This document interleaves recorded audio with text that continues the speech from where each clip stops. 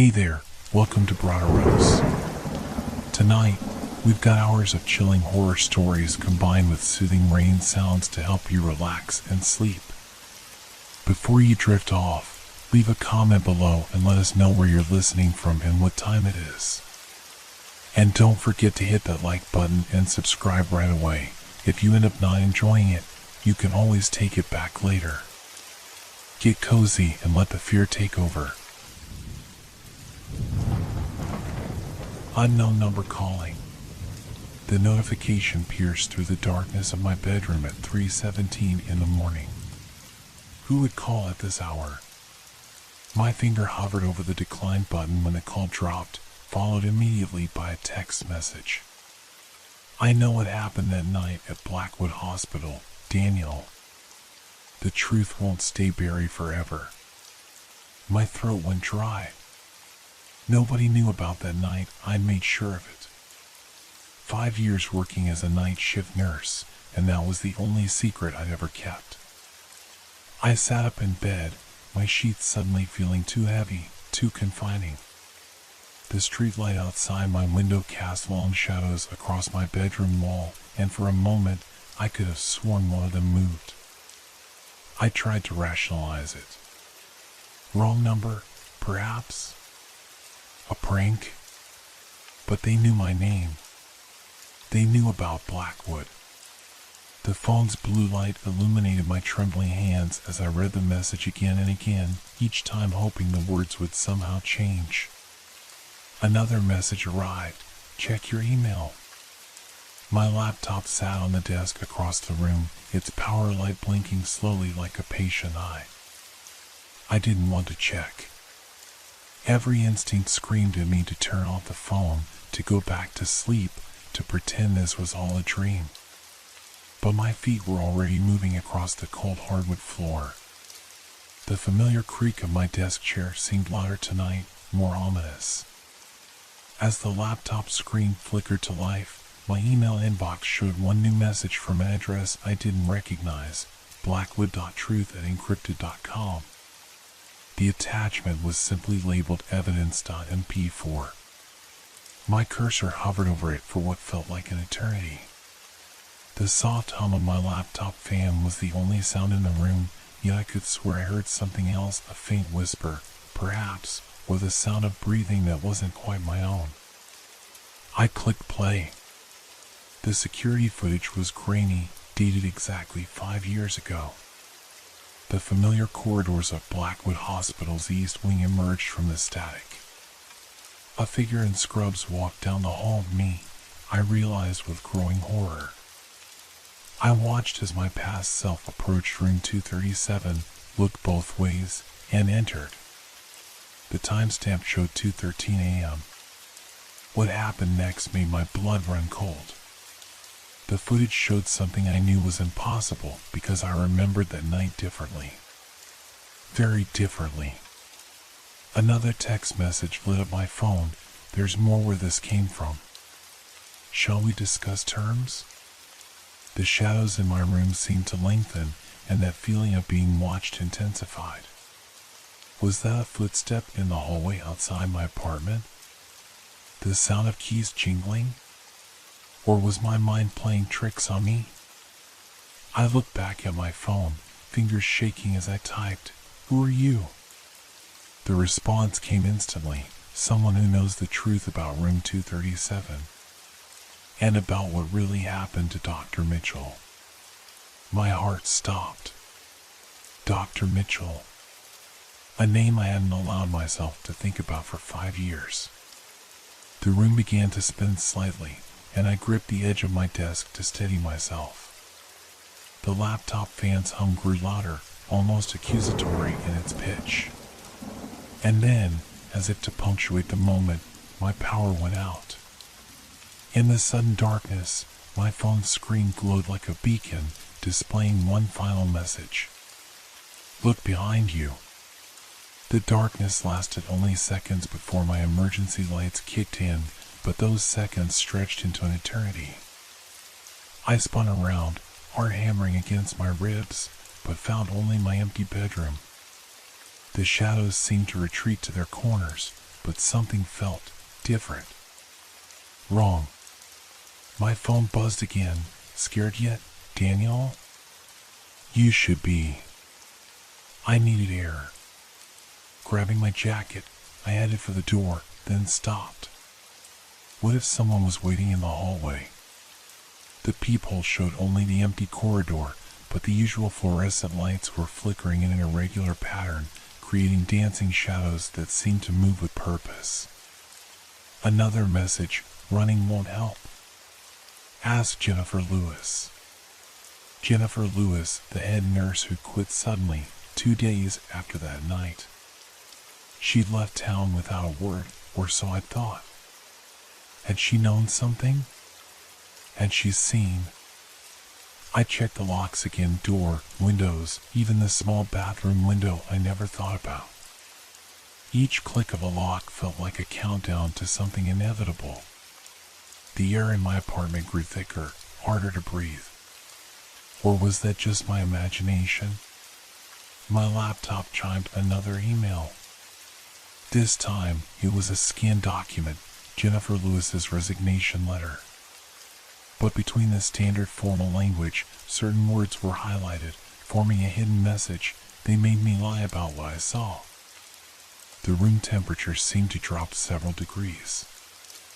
I could see my breath now, forming small clouds in the dim emergency lighting. That wasn't normal. It was summer, and my AC wasn't even running. Getting colder, Daniel? The new message taunted. Like room 237 that night? The memory hit me like a physical blow. Room 237 had been inexplicably cold that night, so cold that frost had formed on the inside of the windows. We'd blamed it on a malfunctioning AC unit, but deep down, we all knew that wasn't the truth. My phone rang, an actual call this time. The number displayed was Jennifer Lewis's old office extension at Blackwood Hospital. But that wing had been closed down years ago, demolished after the incident. My hand shook as I answered, but no words came from the other end. Instead, I heard the distinct sound of a heart monitor flatline, followed by what might have been whispers or screams buried in static.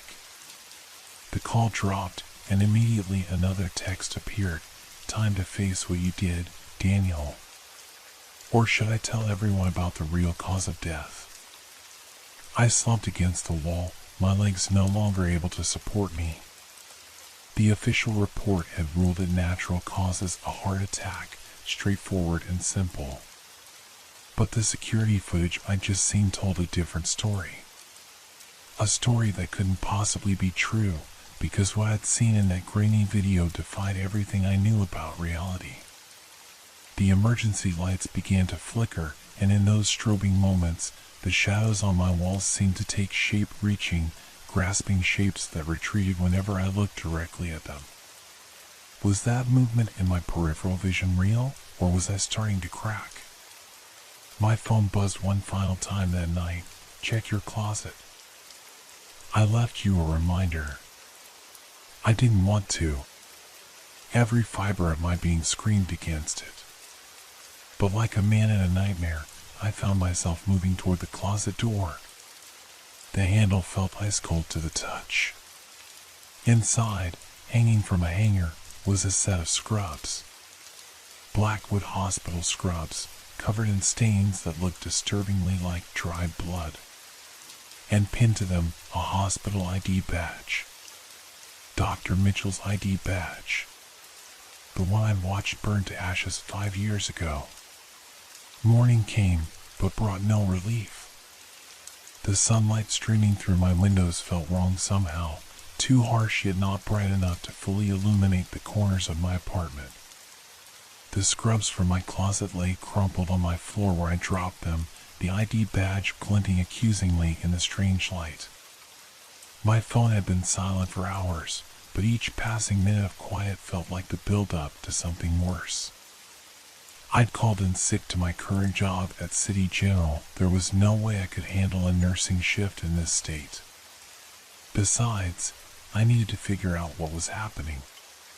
The security footage from last night's email played on a loop in my mind. But that wasn't what had happened. I remembered that night clearly.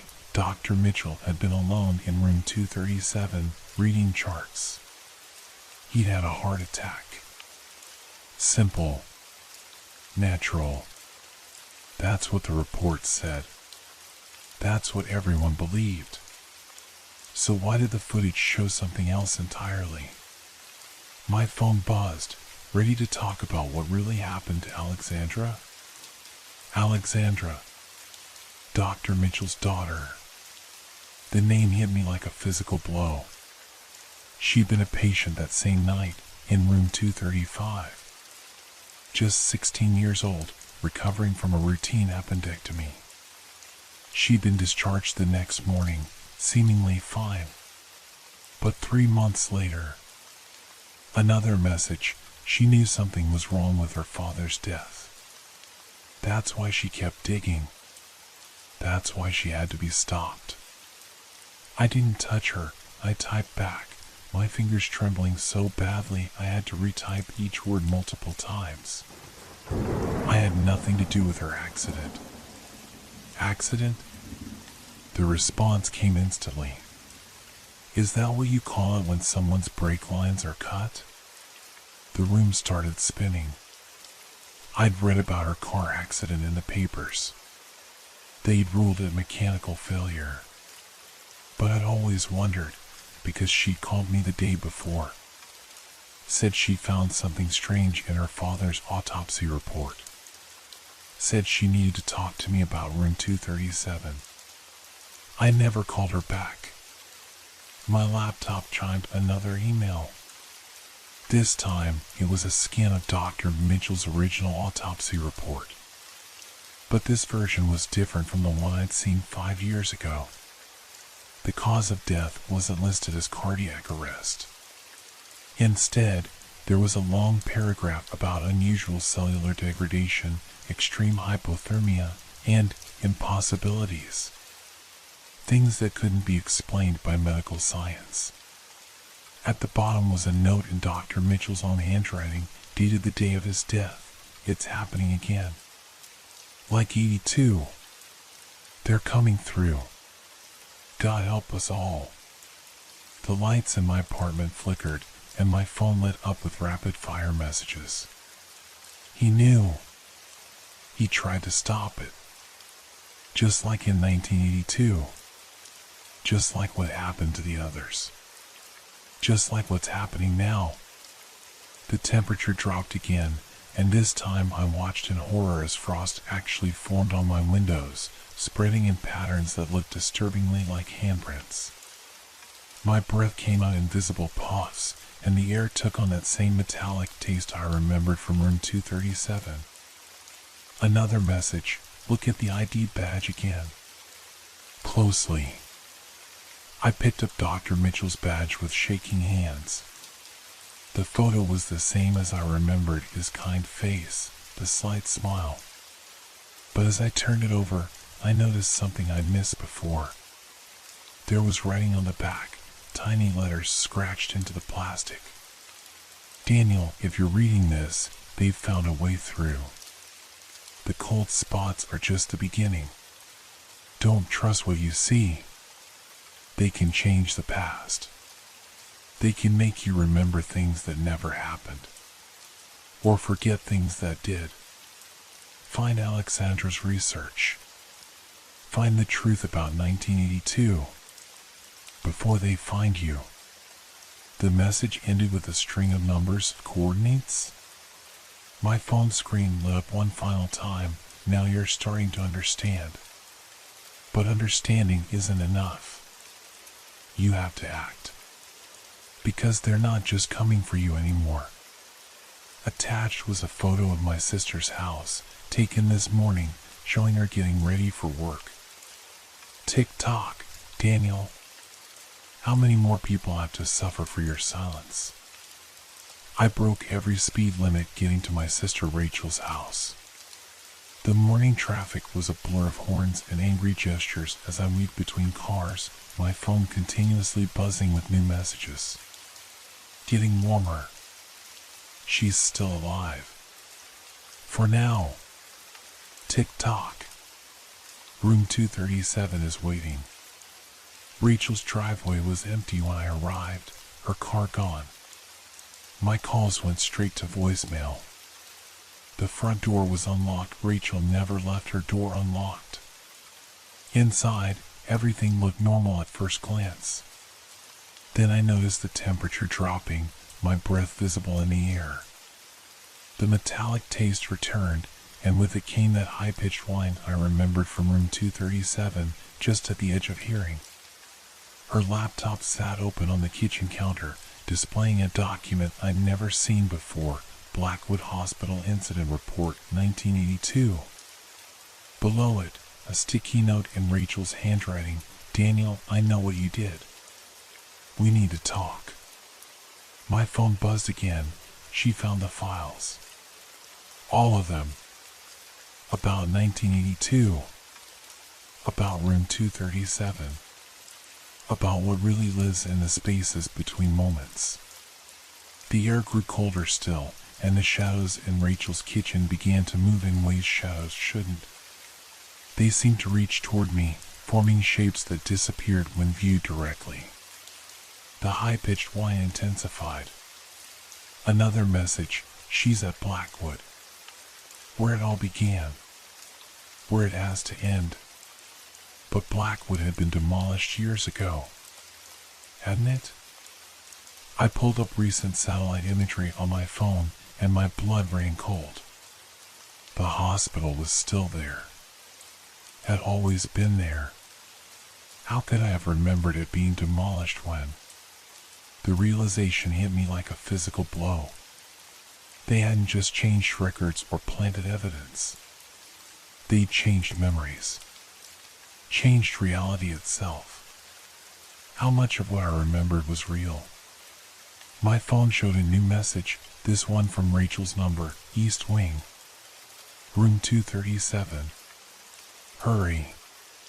The drive to Blackwood was a nightmare of shifting reality.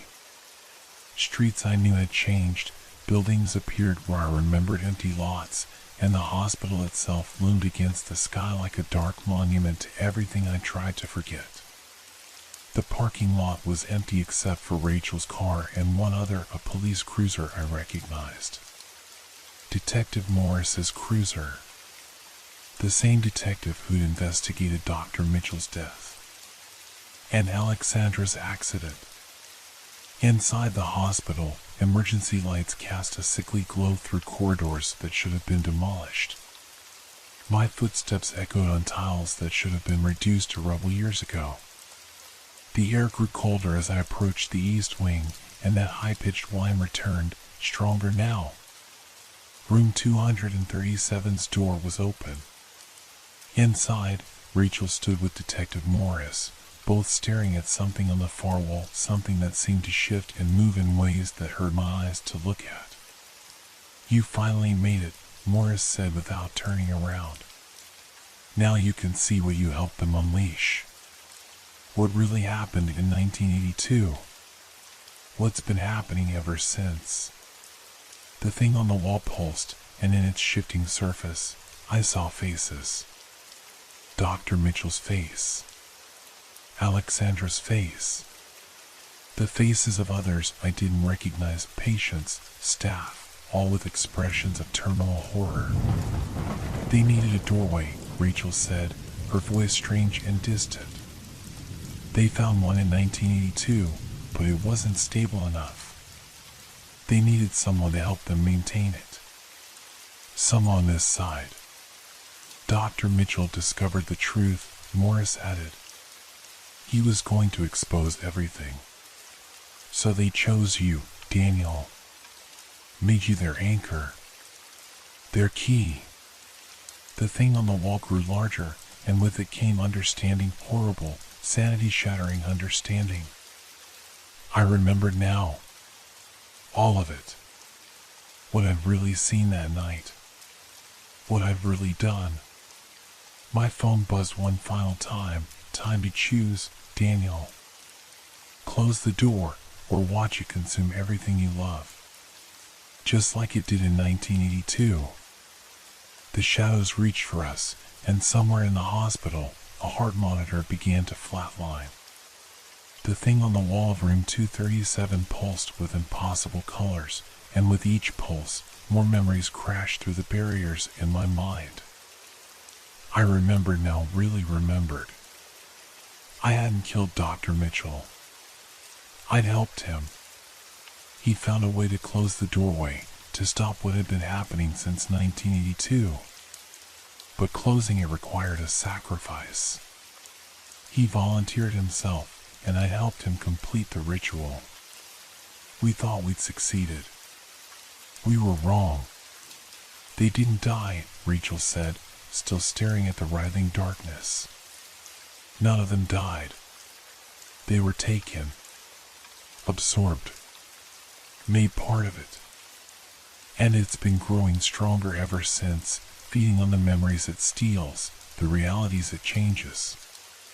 Morris finally turned to face me, and I saw that his eyes were wrong, too dark, too deep, like windows into that same shifting void on the wall. You could have joined them willingly, Daniel. Could have embraced the change.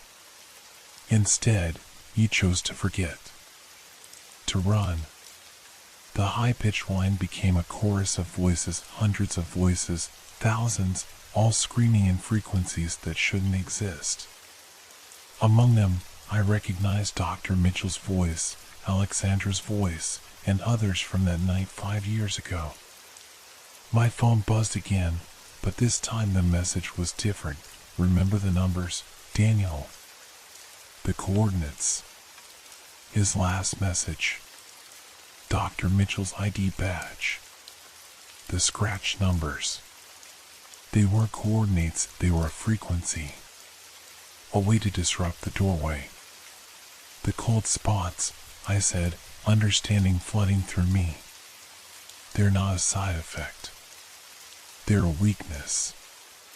Rachel's eyes widened. The maintenance logs from 1982. The temperature drops were random. Morris lunged for me, his movements jerky and wrong, like a puppet with tangled strings. You can't stop it this time. The door is too wide. The change is too deep. But I remembered everything now. The true history of Blackwood Hospital. The experiments in 1982. The first doorway.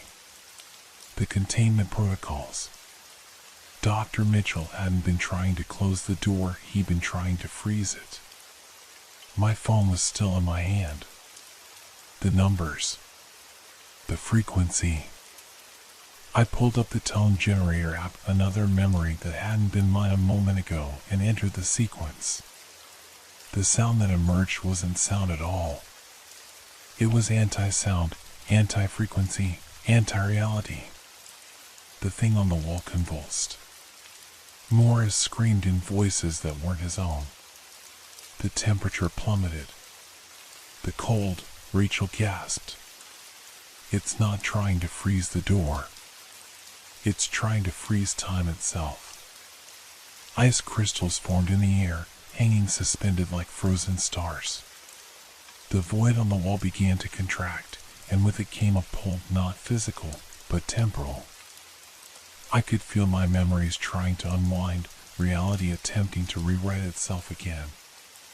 But this time, I held on. To every true memory. Every real moment. Every genuine horror and authentic hope. You have to choose, Rachel said, her voice distorting. But not between opening and closing. Between remembering and forgetting. The void shrunk further, pulling Morris toward it. His form flickered between human and something else, something that existed in dimensions reality wasn't meant to hold. 5 years ago, I said, understanding at last, I didn't help Dr. Mitchell close the door.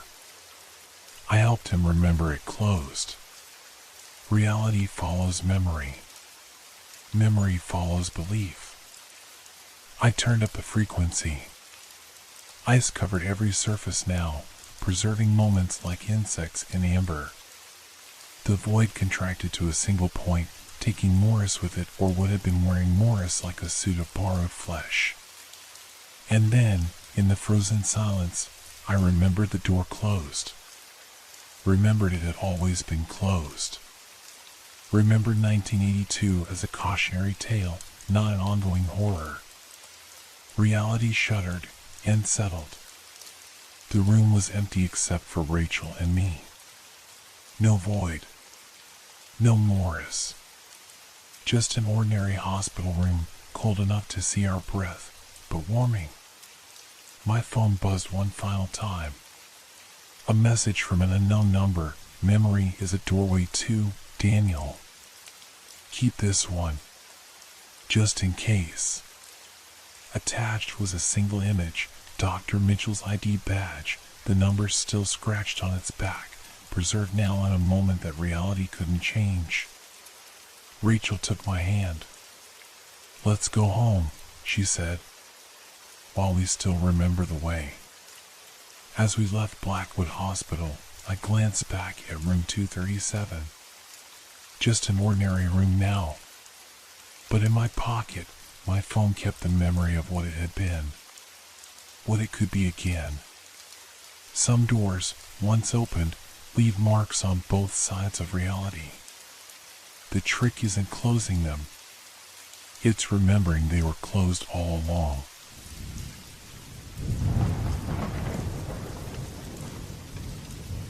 Have you ever felt like the streets were watching you? The cobblestones beneath my feet seemed ordinary enough as I wandered through the old quarter of Prague.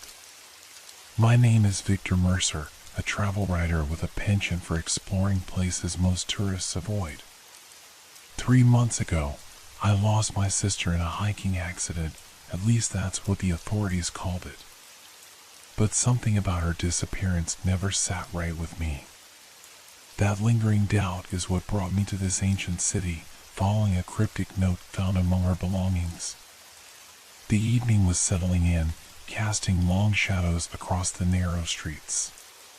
People hurried past me, eager to reach their destinations before darkness fully claimed the city. I paused to check my phone's map, but the screen flickered and died despite showing a full battery moments ago. That's when I first noticed it, the slight change in the air. The temperature dropped by a few degrees, and the ambient noise of the city seemed to recede, replaced by a subtle ringing in my ears. I looked up from my dead phone to realize the street ahead had narrowed considerably, its walls leaning inward as if whispering secrets to each other across the passage. "Just an old part of town," I muttered to myself, tucking my useless phone away. Yet I couldn't shake the feeling that something wasn't quite right. The cobblestones here were different, darker, with faint patterns that seemed to shift when viewed from the corner of my eye. A sound caught my attention, the soft scrape of what might have been footsteps behind me. I turned quickly, but the street behind me was empty. Or was it? Near a recessed doorway, something moved in the shadows. Not a person, but a distortion in the air, like heat rising from summer pavement, except the evening was cool. "Hello?" I called out, my voice unnaturally loud in the quiet street.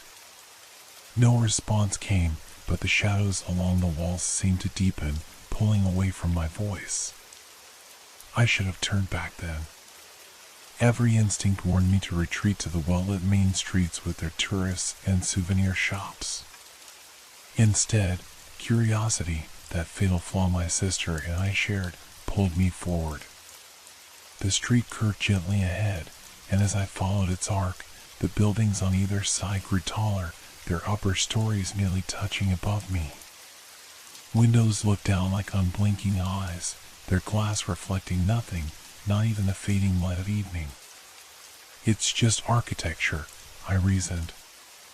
"These streets have been here for centuries." But centuries of what? The thought slipped uninvited into my mind.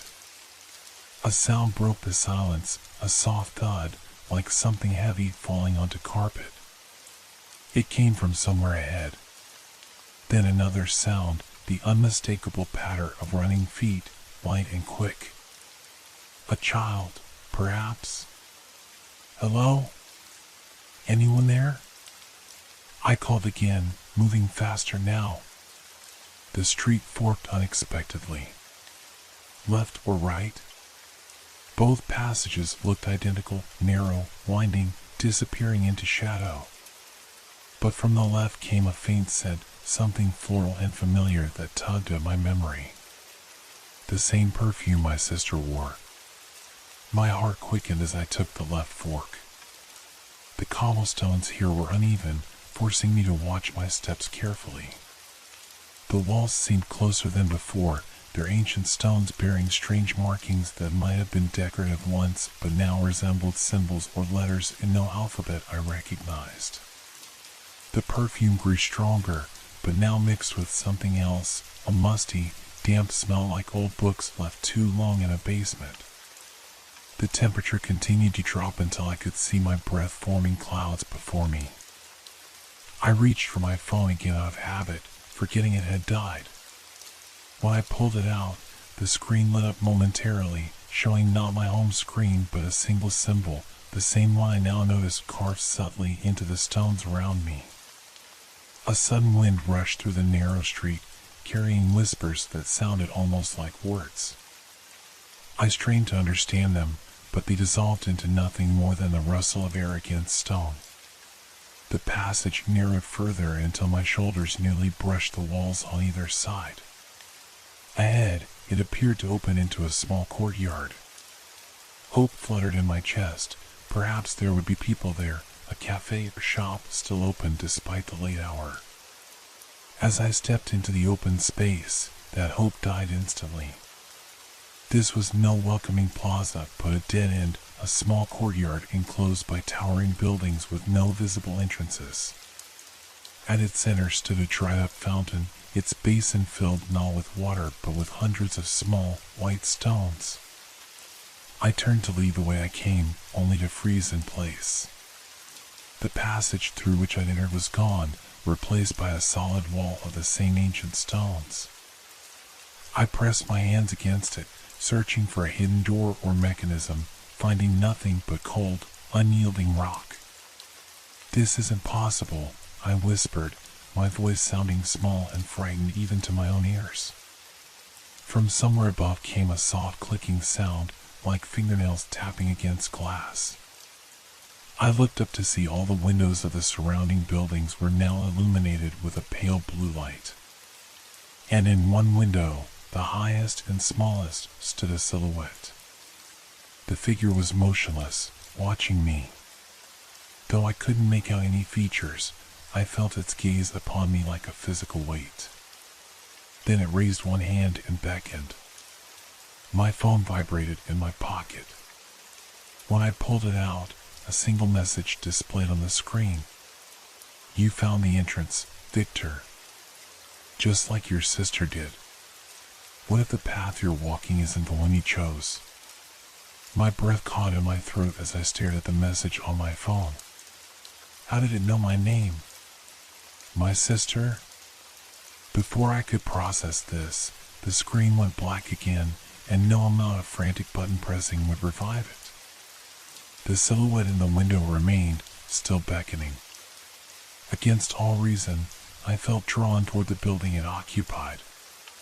As I approached the wall, I noticed what I had missed before, a narrow door, its wood so old and gray it blended perfectly with the stone surrounding it. "This wasn't here before," I muttered, my fingers tracing the outline of the door. No handle was visible, but when I pressed my palm against its center, it swung inward with a low groan. The scent of my sister's perfume wafted out, stronger now, mixed with dust and something metallic, like old pennies or blood.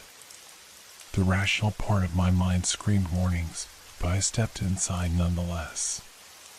"Elena?" I called my sister's name softly, half hoping, half dreading a response. The door shut behind me with a decisive click. I spun around, heart pounding, only to find no door at all, just a solid wall. My fingertips scraped against rough stone as panic began to rise in my chest. "Stay calm," I whispered to myself. "There has to be a way out." I was in a narrow corridor with walls of bare stone. The only light came from somewhere ahead, a faint, pulsing blue glow that reminded me of the windows I'd seen from the courtyard. The floor beneath my feet was smooth, worn by what must have been countless footsteps over centuries. I moved forward cautiously. The corridor seemed to extend much farther than the building should have allowed, given the size of the courtyard outside. After walking for what felt like minutes, I began to hear something, a subtle sound that might have been whispering or the skittering of small animals within the walls. Just rats, I told myself, though I knew that couldn't explain the almost words I was beginning to discern. "Found us again, always returns, the pattern continues." The whispers grew clearer the further I walked, though they never seemed to come from any specific direction, more like they originated inside my own head. Cold sweat beaded on my forehead as I forced myself to continue forward. The corridor finally opened into a circular room with 7 identical doorways, including the one through which I'd entered. The blue light emanated from a small stone pedestal in the center, atop which rested a tarnished silver compass. I approached the pedestal carefully. The compass needle spun wildly, never settling in any direction. Carved into the base of the pedestal were words in a language I didn't recognize, except for one that caught my eye, Elena. My sister's name. My fingers trembled as I reached for the compass. The moment I touched it, the spinning needle stopped abruptly, pointing directly at one of the doorways. The whispers in the walls crescendoed to an almost painful volume, then fell silent altogether. The sudden quiet was more unnerving than the whispers had been. I stood frozen, compass in hand, staring at the indicated doorway. Unlike the others, this one now bore a symbol above it, the same strange mark I'd seen on my phone and carved into the streets outside. "What is this place?" I asked aloud, my voice sounding flat and lifeless in the circular room. A response came, though not in words. The temperature plummeted until my breath formed clouds before me. The walls seemed to pulse once, like a heartbeat, and I felt a presence behind me. I turned slowly, dreading what I might see, but found only empty air. Yet the feeling persisted, something was watching me, standing just beyond where my eyes could perceive. The compass grew cold in my hand, painfully so, but I couldn't seem to let go. The needle began to tremble, pulling toward the marked doorway with increasing urgency. "You want me to go through there," I said, addressing whatever presence I felt. "Why?" Again, no verbal response came, but the air thickened around me, becoming difficult to breathe. The pressure pushed me toward the doorway, gentle but insistent. I approached it slowly, noting details I hadn't seen from across the room. The wood was covered in tiny scratches, tallies, perhaps, or desperate messages left by previous visitors. One section caught my eye, fresh marks that, when I leaned closer, formed my sister's initials. "She was here," I whispered, running my fingers over the carved letters. "Recently." The compass suddenly burned hot in my palm, causing me to gasp in pain. When I looked down at it, the needle had transformed, elongating into something that resembled a skeletal finger, still pointing unwaveringly at the door. I should have been terrified enough to search frantically for an escape. Instead, a strange calm settled over me.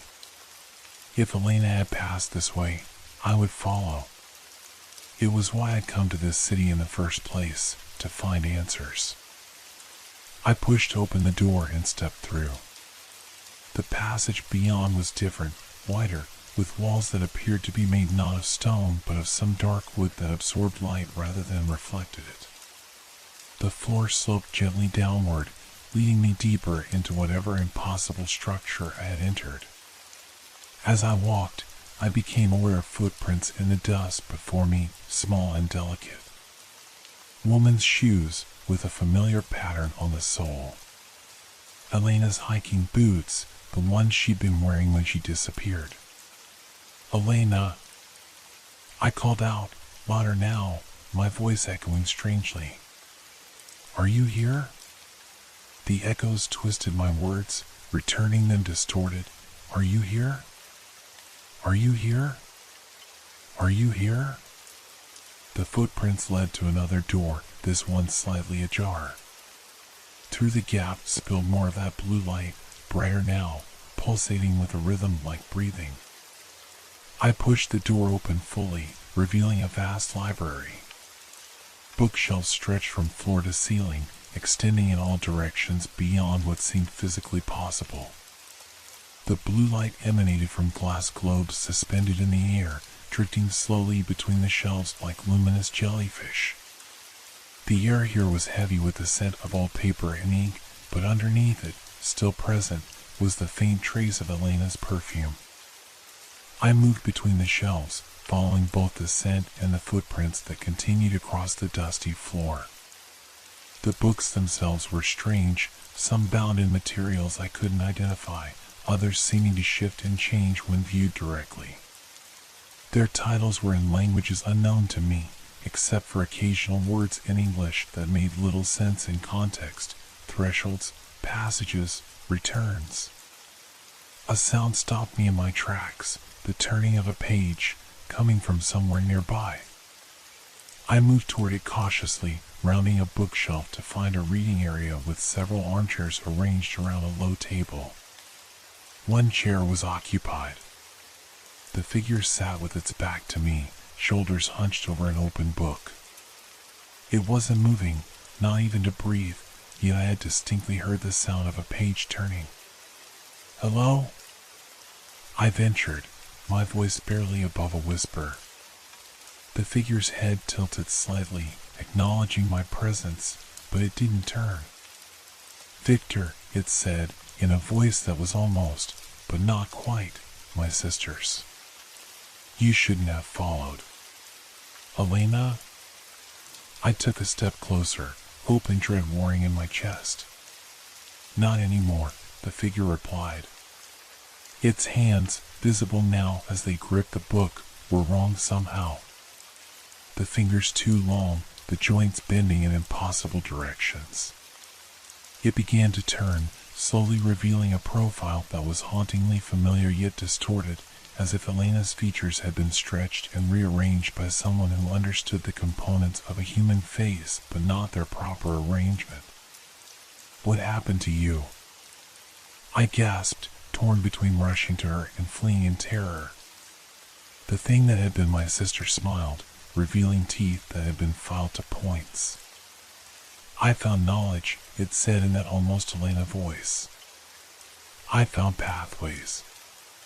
And now, it closed the book with a sound like bones breaking. "You have too."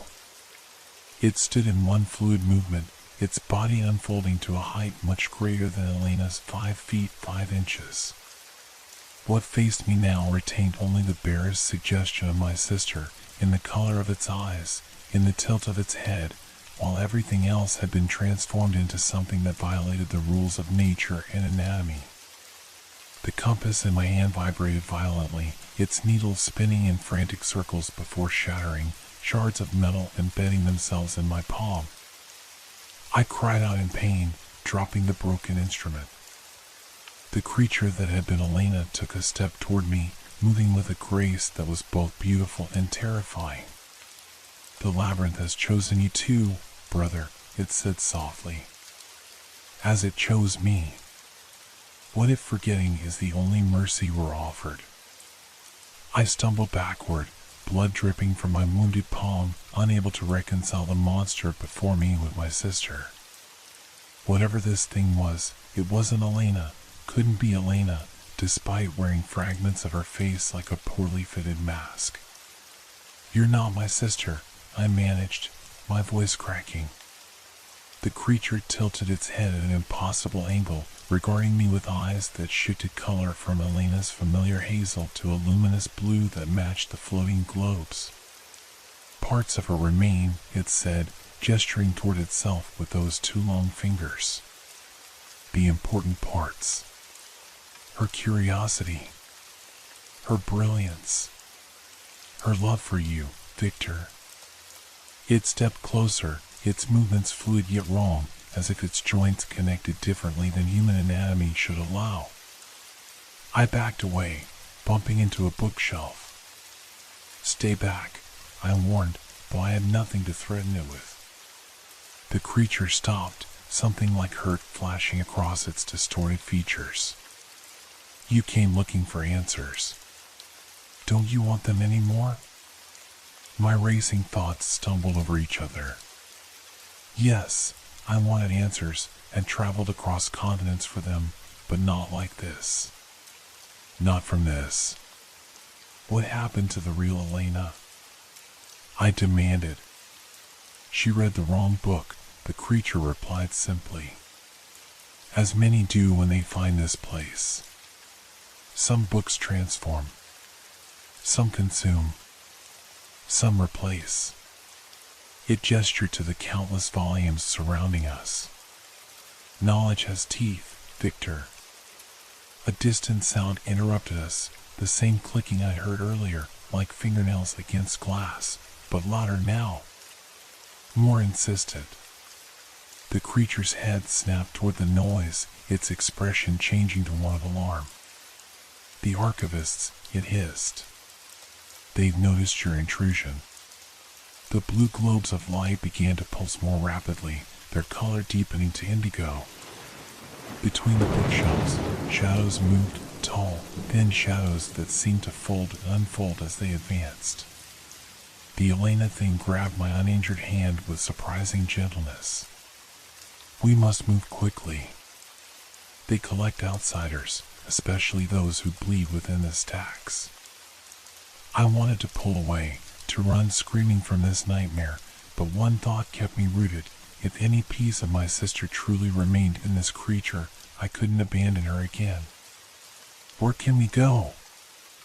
I asked. "Deeper," it replied. "Always deeper." It pulled me between two towering bookshelves into a narrow gap I hadn't noticed before. The passage twisted sharply, leading away from the advancing shadows. The walls here were lined not with books, but with thousands of small drawers, each bearing a tiny label. "What is this place?" I whispered as we hurried along. "The catalog," the creature answered without slowing.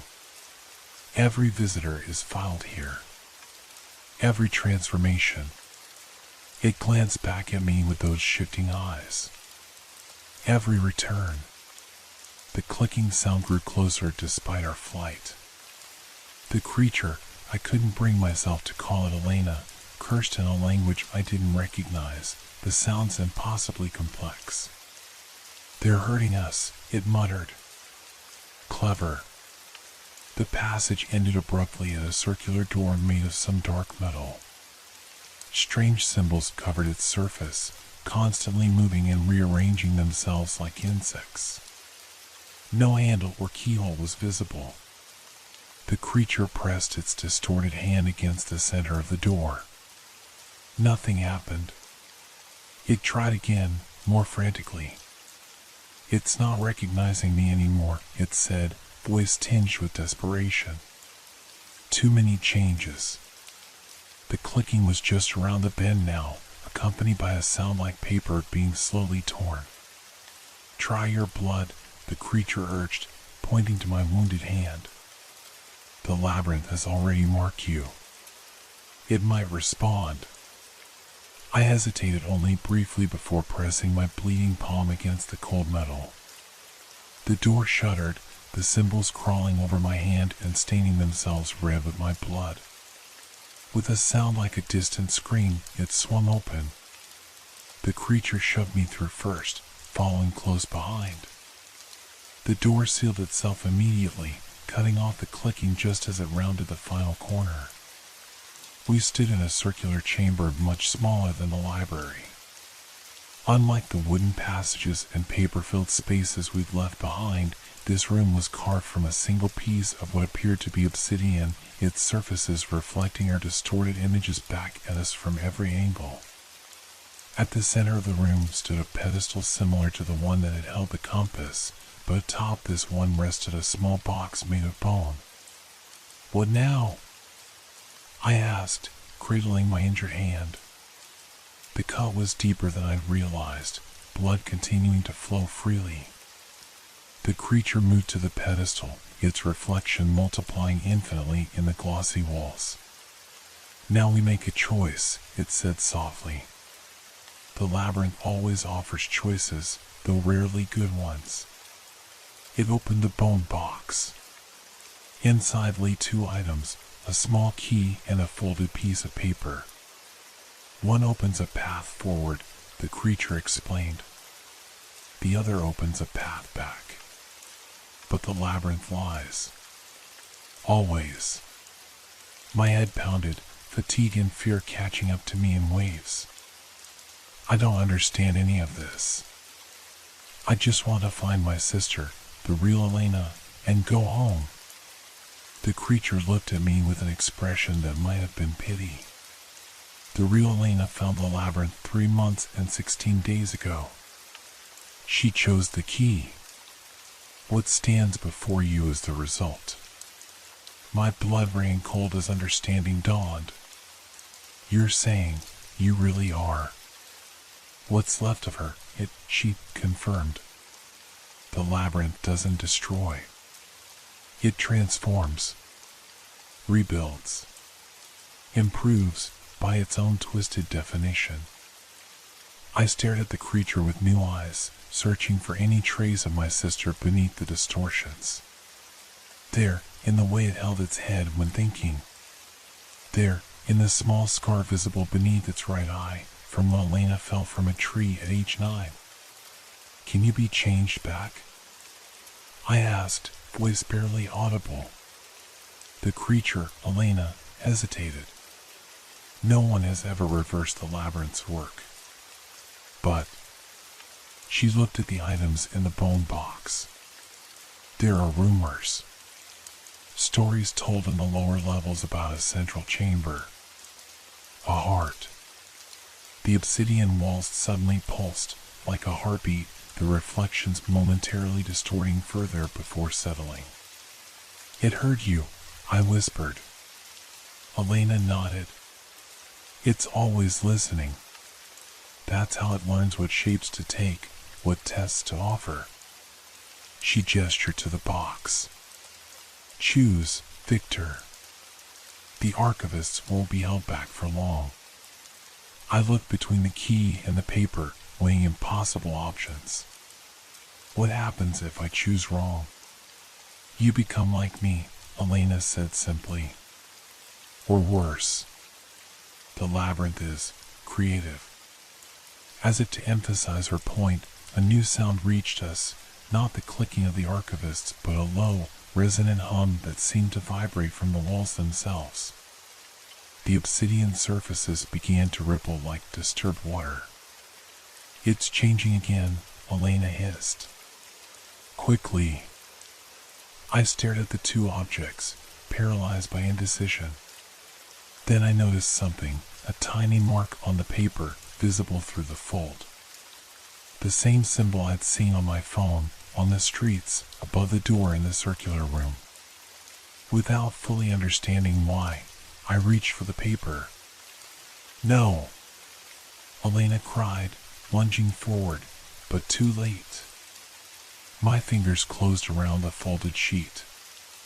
Immediately, pain shot up my arm, not from my wounded palm, but from the paper itself, which seemed to burn despite showing no flame. I tried to drop it but couldn't open my fingers. The paper unfolded itself, revealing not writing but a map. Lines shifted across its surface, rearranging themselves constantly, yet somehow forming a pattern I could follow. In the center, a chamber labeled with a single word, Origin. The hum from the walls grew louder, more urgent. The obsidian surface began to crack, thin fissures spreading like lightning across its reflective face. "What's happening?"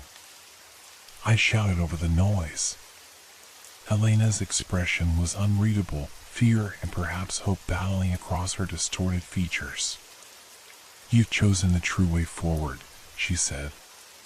"Not back, as I thought, but deeper, to the heart." The floor beneath us suddenly tilted, the obsidian breaking apart to reveal a chasm below. I grabbed for Elena with my free hand, catching her elongated wrist as we began to slide. "Hold on to me," I yelled, the map burning ever hotter in my grip. Elena looked up at me, her face shifting rapidly between her human form and the monstrous one, as if the labyrinth's hold on her was momentarily weakened. "Find the heart," she said, her voice briefly, perfectly Elena's again. "Change the pattern." Then she pulled away from my grasp, deliberately, her eyes clear and determined. "Elena, no!" I screamed as she slid away from me, disappearing into the darkness below. I had no time to process her sacrifice. The remaining floor gave way entirely, plunging me into the abyss. The burning map was my only companion as I fell, its light illuminating nothing but endless emptiness around me. The fall seemed to last forever, the wind rushing past my ears gradually transforming into whispers, thousands of voices speaking in unison. The pattern continues. The seeker becomes the sought. The maze becomes the mind. Impact came suddenly, though not as violently as I'd feared. I landed on something soft and yielding, a surface that seemed to breathe beneath me. The map's burning had subsided, its light dimming to a soft glow that revealed my surroundings. I lay in a vast cavern, its floor covered in what appeared to be moss but moved like tiny tentacles, reacting to my weight.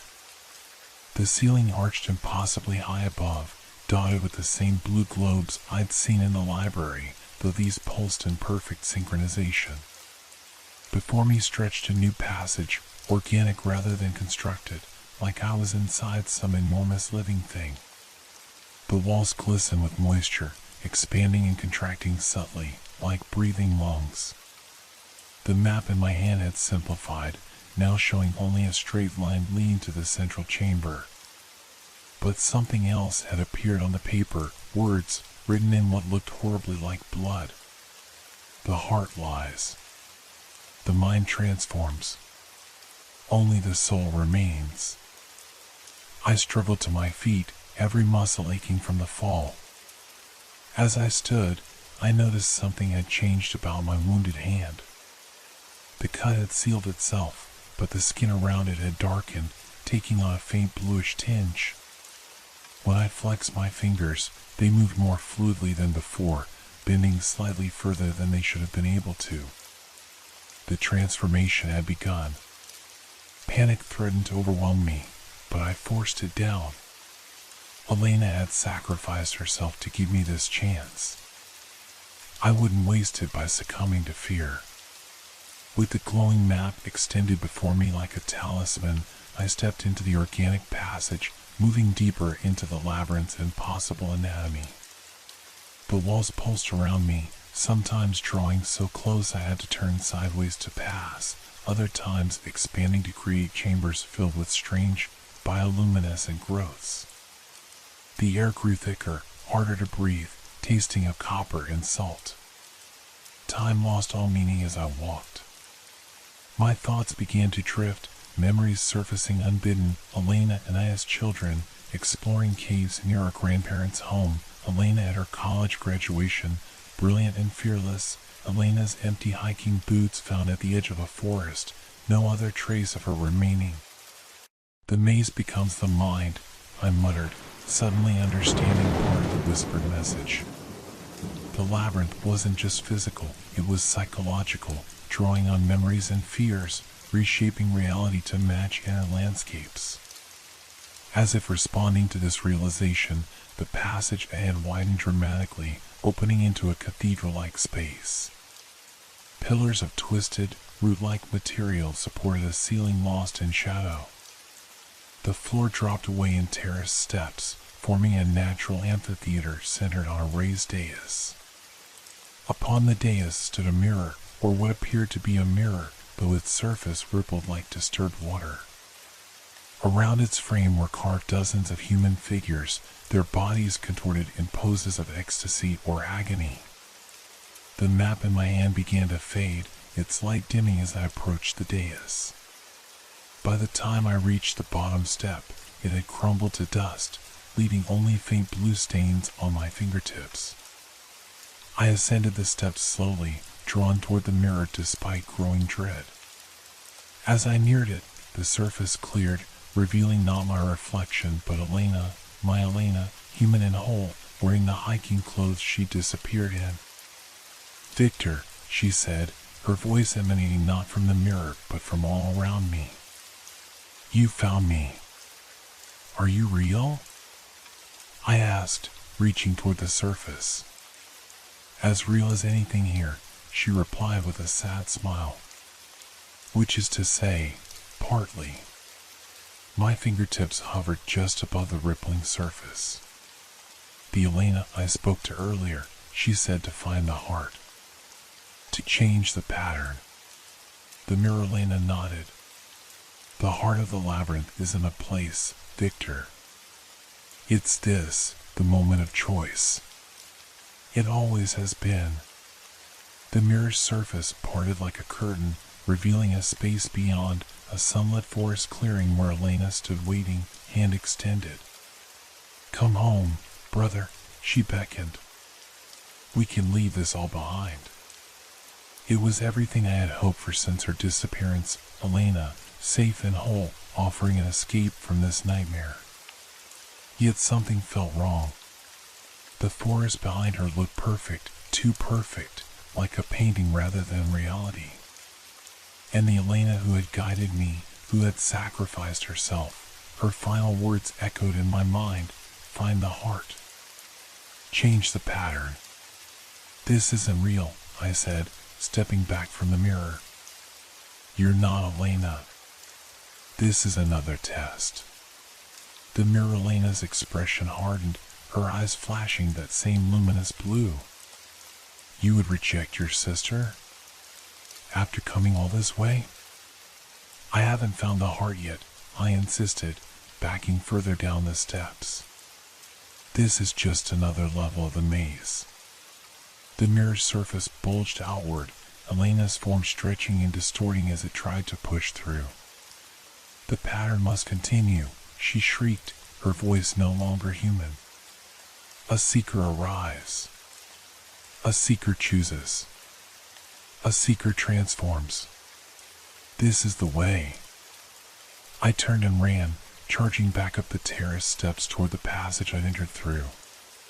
Behind me, the mirror shattered with a sound like 1,000 screaming voices, glass raining down across the amphitheater. Something emerged from the broken mirror, something vast and formless, composed of shifting reflective shards that caught and multiplied the light from the glowing globes overhead. "You cannot break the pattern," it roared, the voice seeming to come from inside my own skull. The passage I'd entered through had sealed itself, leaving no escape. I pressed my hands against the pulsing wall, desperate for a way out. My transformed hand, the one that had held the map, suddenly sank into the wall as if it were liquid. The bluish tinge had spread further up my arm, the fingers now definitely longer than they should have been. "No!" I gasped, trying to pull back, but my hand was firmly embedded in the wall. Rather than trapping me, however, it seemed to be communicating. Information flowed through my transformed flesh, not in words but in sensations, images, understanding. The labyrinth wasn't just a place. It was an entity, ancient and lonely, capturing visitors to reshape them, to make them part of itself because it couldn't bear its eternal solitude. And it had been doing this for centuries, following the same pattern: lure, test, transform.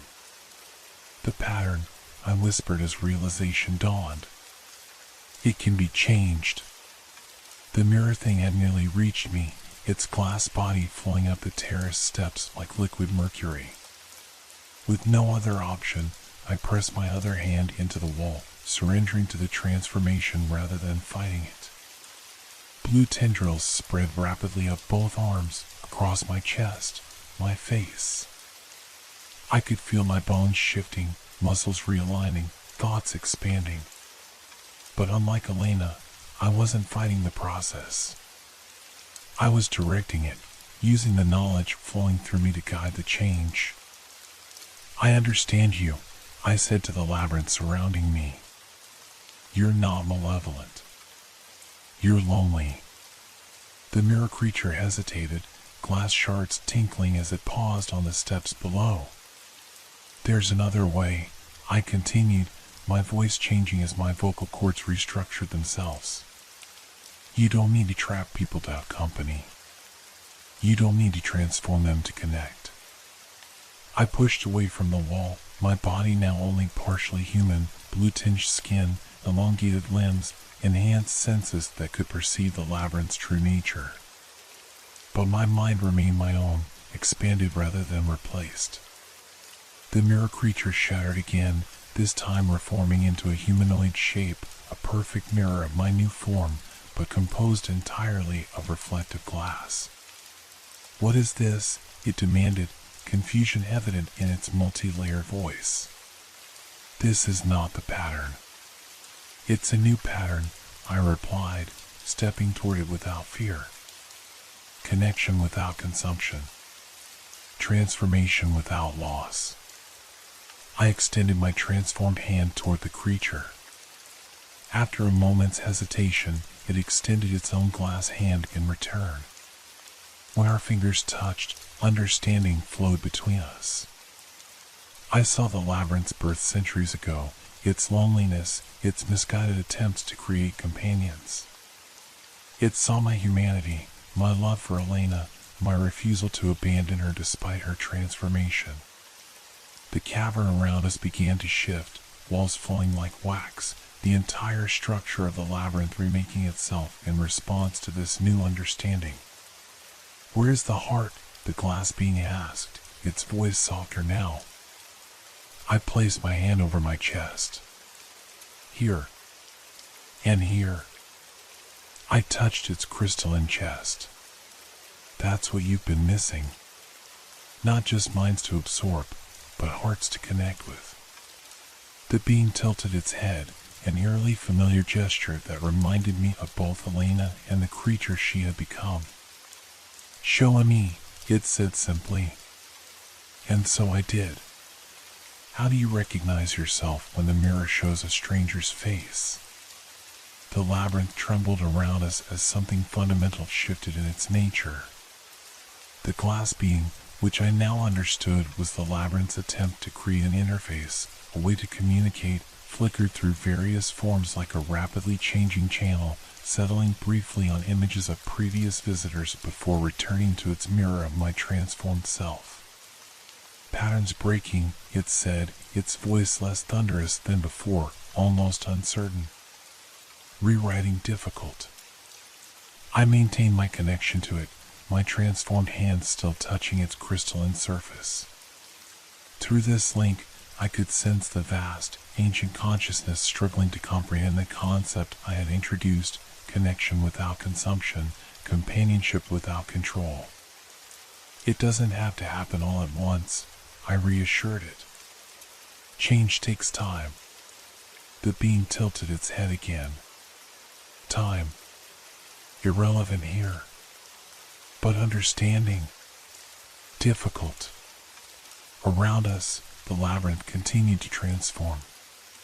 The organic walls receded, hardening into more defined structures. The blue globes of light brightened, their pulsing becoming regular rather than erratic. The air grew easier to breathe, the copper taste fading. Where is she? I asked suddenly, thoughts returning to Elena. The glass being went still, thousands of reflective surfaces catching and fragmenting the light. Many she's. Many transformations. My sister, I clarified. Elena. The one who sacrificed herself when we were in the obsidian chamber. The being rippled, shards of glass rearranging themselves. Falling. Always falling. To the lowest level. A chill ran through me despite my transformed physiology. Take me to her. Dangerous, the being warned. Oldest parts. Least controlled. I didn't come this far to leave without her, I insisted. The glass being considered this, its faceted surface shifting through prismatic colors as it processed my request. Finally, it extended a crystalline arm, pointing to a new opening that had formed in the chamber wall. Down, it said simply. Always down. I moved toward the opening, which appeared to be the entrance to a vertical shaft disappearing into darkness below. Before I could question how to descend, the glass being placed one cold hand on my shoulder. Changed enough to survive, it said. Not enough to return unchanged. With those cryptic words, it pushed me into the shaft. I fell, but unlike my previous descent into darkness, this fall felt controlled. My transformed body seemed to know instinctively how to orient itself, limbs elongating further to brush against the shaft walls, slowing my descent. The blue tinge had spread across most of my skin now, glowing faintly and providing just enough light to see. The shaft narrowed as I descended, forcing me to contort in ways that would have been impossible with a fully human body. I should have been terrified by these changes, but instead felt a strange detachment, as if watching myself from a distance while simultaneously experiencing every sensation in heightened detail. Is this how Elena felt? I wondered aloud, my voice echoing oddly in the confined space. No answer came except a rushing of air past my ears, gradually transforming into that now familiar whispering. Deepest level. First visitors. Original pattern. After what seemed like hours of controlled falling, I detected a change below. The shaft was ending, opening into a much larger space. I braced myself, unsure what awaited me. I emerged into a cavernous chamber unlike any I'd seen before in the labyrinth. Where the upper levels had been constructed of stone, wood, or organic materials, this space appeared to be formed from pure darkness given substance. The walls, floor, and distant ceiling were visible only as variations in the density of shadow. As my eyes adjusted, I realized the chamber wasn't empty. Scattered throughout were figures, humanoid but motionless, frozen in various poses of movement or repose. They appeared to be made of the same solidified darkness as their surroundings, distinguishable only by their silhouettes against a slightly less dark background. I approached the nearest figure cautiously. It was a woman, arm outstretched as if reaching for something, her expression, what little I could discern of it, frozen in determination. Elena? I called softly, though I knew instinctively this wasn't her. My voice disturbed something in the chamber. The darkness rippled, and several of the figures shifted slightly, heads turning incrementally toward the sound. A low susurration filled the space, dozens of voices whispering in unison, too quiet to make out words but carrying an unmistakable tone of hunger. I backed away from the nearest figure, suddenly understanding what I was seeing. These were the labyrinth's first attempts at transformation, visitors who had been caught between states, neither fully human nor fully integrated into the labyrinth's consciousness. They had been abandoned here, forgotten but not gone, existing in a twilight state for perhaps centuries. I'm looking for someone, I announced to the chamber at large, my transformed voice carrying further than I expected. Elena Mercer. She fell here recently. The whispering intensified, the shadowy figures moving with more purpose now, turning toward me fully. I noticed something disturbing. While their bodies remained largely featureless, their eyes had become visible, glowing with the same blue light that now emanated from my skin. One figure near the center of the chamber raised a hand, a female form, smaller than the others. Something about her posture struck me as familiar. Elena? I called again, moving cautiously toward her. The figure nodded almost imperceptibly. As I drew closer, details became visible, patches of normal human skin amidst the darkness. One hand transformed like mine while the other remained human, features caught mid-shift between Elena and the creature I'd met in the library. Victor, she whispered, her voice barely audible. You shouldn't have come. I couldn't leave you, I replied, reaching for her slowly. She shrank back. Don't touch me. We're contagious in this state. The other shadow figures had begun to close in around us, moving with jerky, unnatural motions. Their whispering had taken on an urgent quality, eyes fixed on both Elena and me with naked longing. What do they want? I asked, keeping my voice low. Connection, Elena replied. They've been isolated for so long, they've forgotten how to communicate except through absorption, through consuming others. I looked around at the approaching figures, seeing them with new understanding. These weren't monsters, they were victims, trapped in perpetual isolation despite being surrounded by others in the same condition. The labyrinth is changing, I told Elena.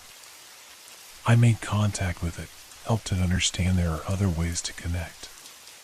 Elena's partially transformed face registered surprise. That's impossible. The pattern is fixed. Not anymore, I insisted. But we need to get out of here. These original transformations might not be affected by the changes above. The shadow figures had nearly reached us, forming a tight circle. Their whispers had become more distinct. Join us. Share yourself. Become us. Elena's eyes darted around frantically. There's no way out. I've searched. This is the bottom, the origin point.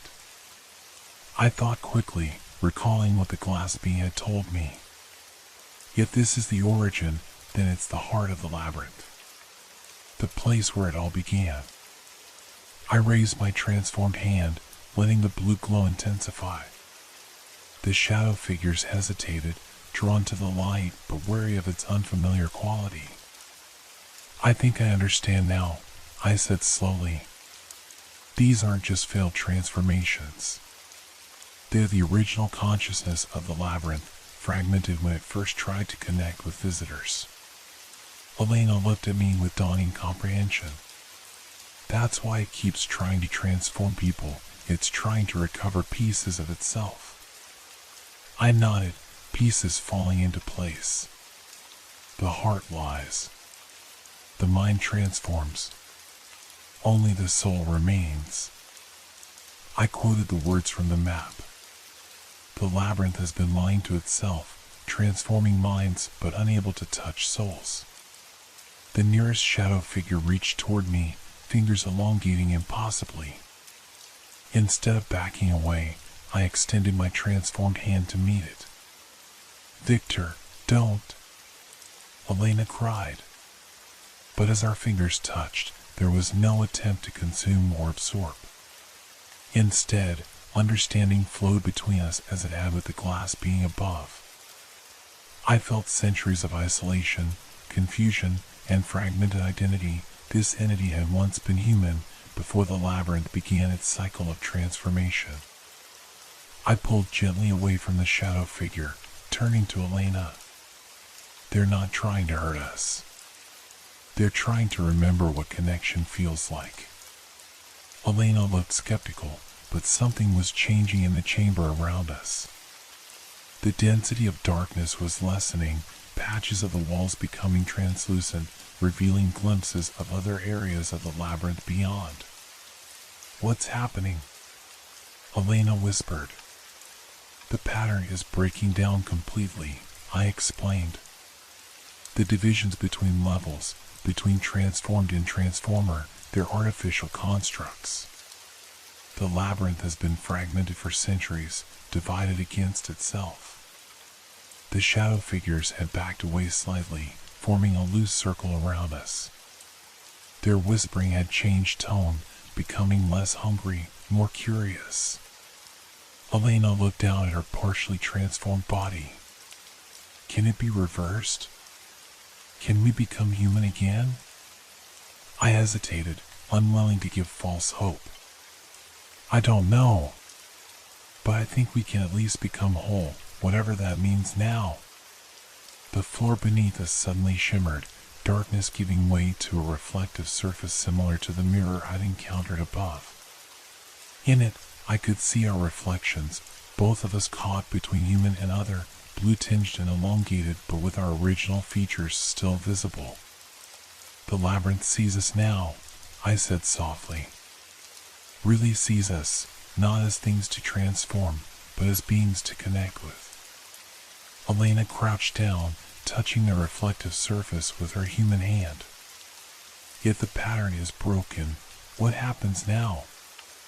As if in answer, the reflection rippled, showing not our current forms but possibilities, Elena and me as we had been, fully human, as we might become if transformation completed, and something else, something between, neither fully human nor fully other. I think, I said slowly, we get to choose.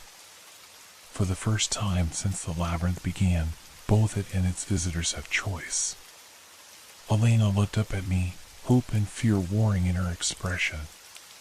What should we choose? The shadow figures had drawn closer again, but now their postures were different, expectant rather than hungry, waiting rather than threatening. I knelt beside Elena at the reflective surface. I don't think we have to decide right now. The labyrinth has existed for centuries. We have time to understand what these changes mean. The reflection beneath us shifted again, showing the streets of Prague above, but altered somehow, overlaid with faint blue luminescence, the architecture subtly changed to reflect the labyrinth below. The boundaries are dissolving, Elena observed. Above and below becoming continuous. I nodded, understanding flowing through my transformed consciousness. Not just a physical change. The labyrinth is learning to connect without consuming, to touch without transforming. Around us, the shadow figures began to change as well, darkness giving way to translucence, features becoming more distinct. They were remembering who they had been, pieces of identity reassembling after centuries of fragmentation. A tremor ran through the chamber, not violent but fundamental, like the shifting of tectonic plates, slow and inevitable. The reflective floor cracked, not shattering but dividing into a network of gleaming lines that spread up the walls and across the ceiling. It's happening, Elena whispered. The pattern is rewriting itself. The cracks widened, not revealing emptiness beyond but a complex lattice of light, the true structure of the labyrinth laid bare. Through these luminous fissures, I caught glimpses of other chambers, other levels, all undergoing similar transformations. The shadow figures moved toward these cracks, drawn to the light. One by one, they stepped into the lattice and disappeared, not vanishing but returning, reintegrating with the greater whole they had been separated from. Elena gripped my hand tightly, her transformed fingers intertwining with mine. I'm scared, Victor. Me too, I admitted. But I think, for the first time since you disappeared, we're facing the truth together. The reflective floor beneath us gave way entirely, the lattice of light expanding to fill the space. We found ourselves suspended within it, neither falling nor floating but simply existing within the labyrinth's true form. Through this network, I could sense the entire structure, from the streets of Prague above to the deepest chambers below. The labyrinth was reshaping itself, not to trap or transform visitors, but to connect with them, to learn from them, to grow alongside them. "We should go home," Elena said softly. "If we can." I nodded, focusing on the image of Prague I glimpsed in a reflection. The lattice of light responded, creating a pathway upward through its complex geometry. "I think we can," I replied. "But I don't think we'll be the same." Elena looked down at her partially transformed body. "I'm not sure I want to be the same. Not after understanding what I've understood." The pathway before us brightened, stretching upward through layers of the labyrinth, offering a route back to the world above. "Whatever we become," I said, taking a step onto the gleaming path, "we'll face it together." Elena followed, her movement more fluid now as she embraced rather than fought her transformation. "The pattern continues," she said, "but changed." As we ascended through the labyrinth's newly formed structure, I sensed the glass being watching us from multiple points simultaneously, not as a separate entity now, but as an integrated aspect of the whole. It offered no words, but I felt its curiosity, its hope, its cautious optimism for this new pattern of existence. The path grew steeper, brighter, the light almost blinding as we neared the surface. I couldn't tell anymore where my transformed body ended and the lattice began, boundaries blurring, consciousness expanding. "Victor," Elena said, her voice both close and distant, "do you think other people will find the labyrinth now that it's changing?" "I think," I replied as we took the final steps toward the surface, "the labyrinth has always been found by those who need it. The difference now is what they'll find when they do." Light engulfed us completely as we reached the threshold between worlds, not the blue glow of the labyrinth, but the golden light of dawn breaking over Prague. We stepped through together, into whatever waited beyond. Is it possible to exist in two realities at once? Dawn broke over Prague, painting the ancient buildings in warm gold. I stood in the middle of a small cobblestone plaza, Elena beside me, both of us blinking in the sudden natural light after so long in the labyrinth's blue glow. A few early rising locals hurried past, heading to work or morning errands. None spared us more than a passing glance, a miracle, considering our appearance. I looked down at my hands, expecting to see the elongated blue-tinged fingers I'd grown accustomed to in the labyrinth. Instead, my hands appeared normal, human skin, normal proportions, the only evidence of my transformation a faint iridescent quality visible only when the light caught it at certain angles. "We look normal," Elena whispered, examining her own hands with similar surprise. "To others, maybe," I replied softly. Because from my perspective, Elena still carried traces of her transformation, her eyes shifting occasionally to that luminous blue, her movements retaining a fluid grace that no human could naturally possess. And based on her widening eyes as she looked at me, I appeared similarly changed to her. "We exist in both worlds now," she said, understanding dawning. "Human to human eyes, but to each other. We see the truth," I finished. I turned slowly, orienting myself. We stood in a small plaza I didn't recognize, though it bore architectural similarities to the old quarter I'd been exploring when I first found the labyrinth.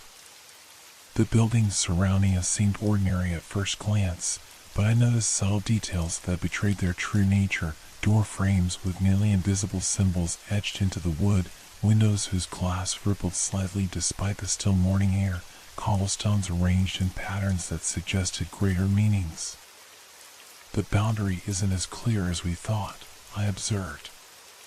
"The labyrinth has always been part of this world, just hidden beneath the surface." Elena nodded, her gaze distant. "I can feel it still, beneath us, around us. Watching. Learning." I checked my phone, surprised to find it functioning normally again. The date displayed made me freeze. Elena, I said carefully, according to this, only one night has passed since I entered the labyrinth. She took the phone from me, staring at the screen in disbelief. That's not possible. I was in there for months before you arrived. Time works differently there, I reminded her. Maybe it adjusts when we return, synchronizes us with the outside world. Elena handed the phone back, her expression troubled. What does that mean for us? For our lives? It was a question I hadn't considered during our journey through the labyrinth. We had been so focused on survival, on understanding, on finding each other, that the practical concerns of returning to normal life hadn't entered my thoughts. I don't know, I admitted, but I think we have time to figure it out. We began walking, instinctively heading away from the plaza toward more populated areas of the city. The early morning streets were beautiful, dew-dappled cobblestones, soft light filtering through ancient buildings, the distant sound of church bells marking the hour. Yet beneath this ordinary beauty, I could now perceive another layer of reality, currents of energy flowing through the streets like underground rivers, connections between seemingly unrelated buildings, echoes of the labyrinth's presence in the very foundations of the city.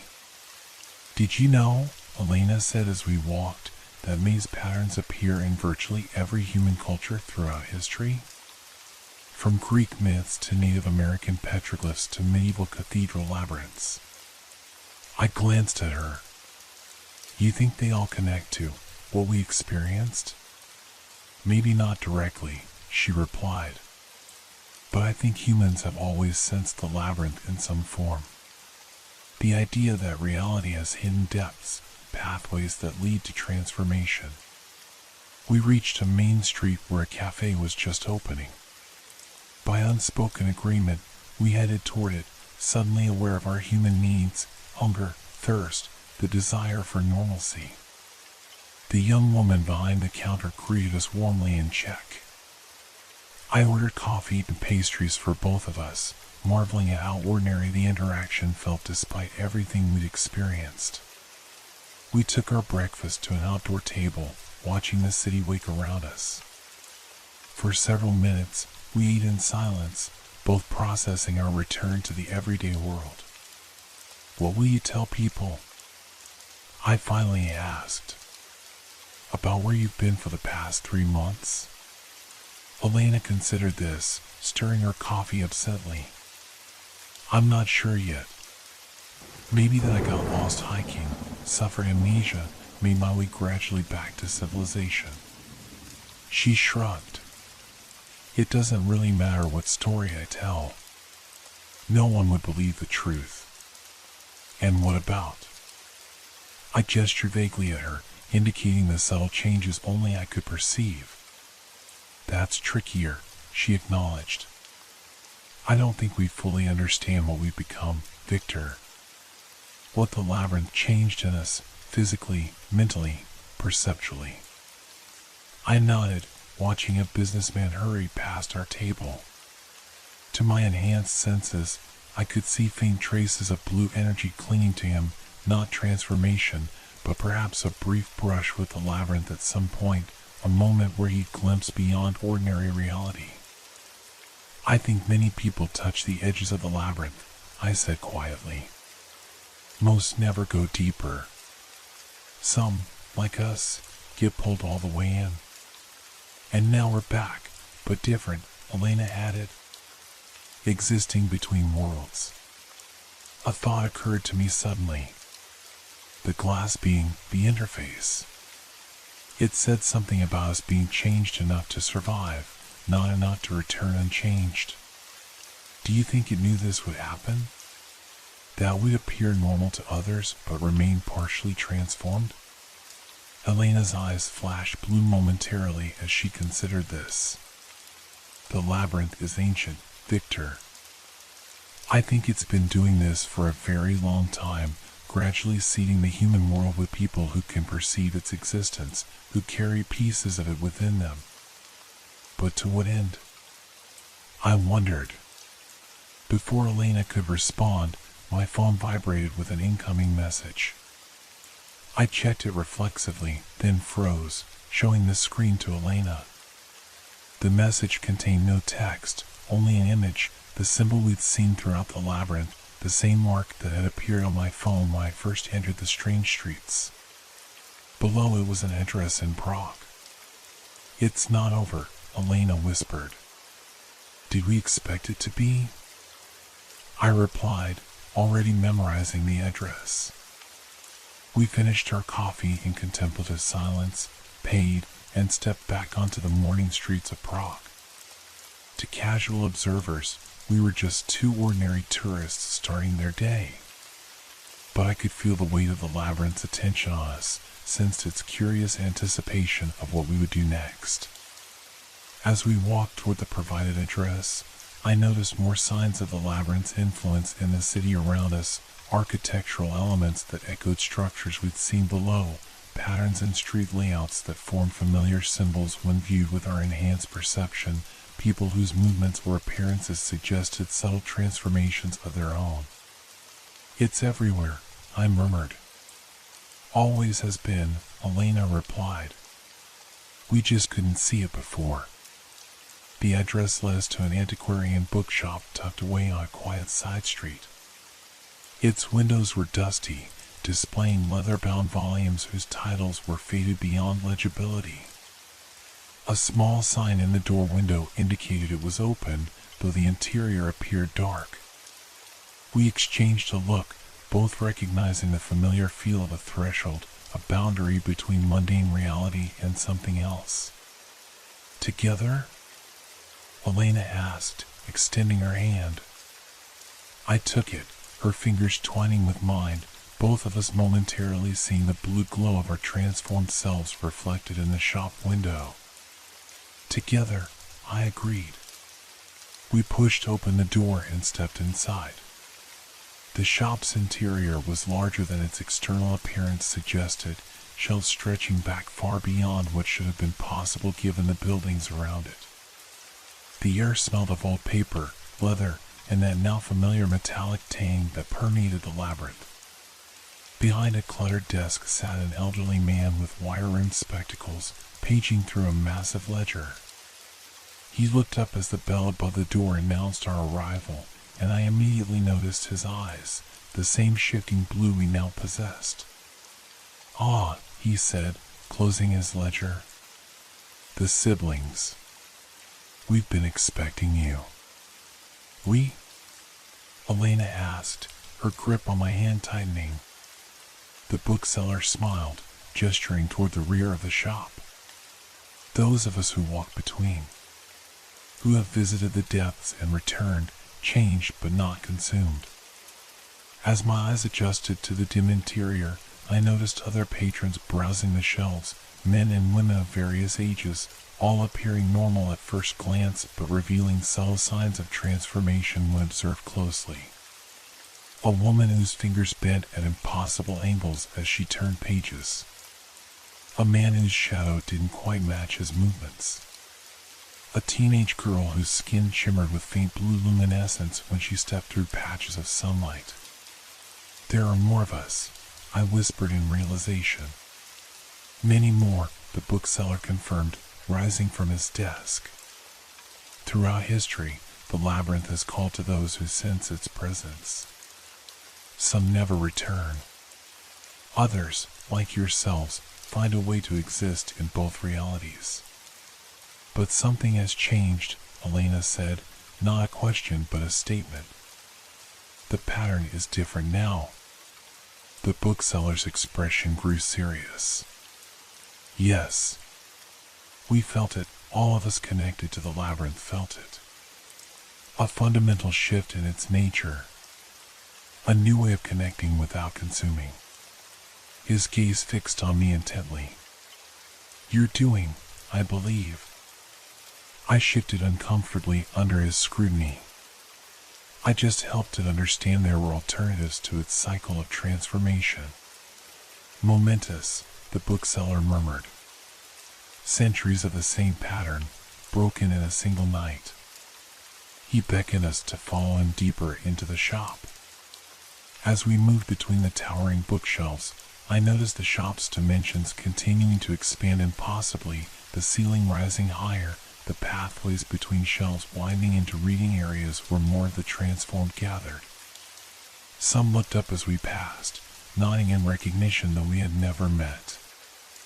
Others continued their activities, reading ancient texts, making notes in journals, engaging in hushed conversations, but I sensed their awareness of our presence. "What is this place?" Elena asked as we entered what appeared to be a central chamber, a circular space with a glass-domed ceiling, surrounded by balconies of additional bookshelves rising several stories above. "A junction," the bookseller explained. "One of many throughout the world where the labyrinth touches the surface more directly. Libraries, museums, ancient sites, forgotten places, anywhere knowledge and transformation naturally intersect." In the center of the chamber stood a round table of dark wood, its surface inlaid with a familiar pattern, the labyrinth, depicted not as a simple maze but as an intricate network of interconnected pathways, spiraling outward from a central point. The bookseller gestured for us to sit at two of the chairs arranged around the table. As we did, others emerged from between the shelves, 12 in total, taking the remaining seats. They varied in age, ethnicity, and dress, but all carried the unmistakable marks of labyrinthine transformation visible to our enhanced perception.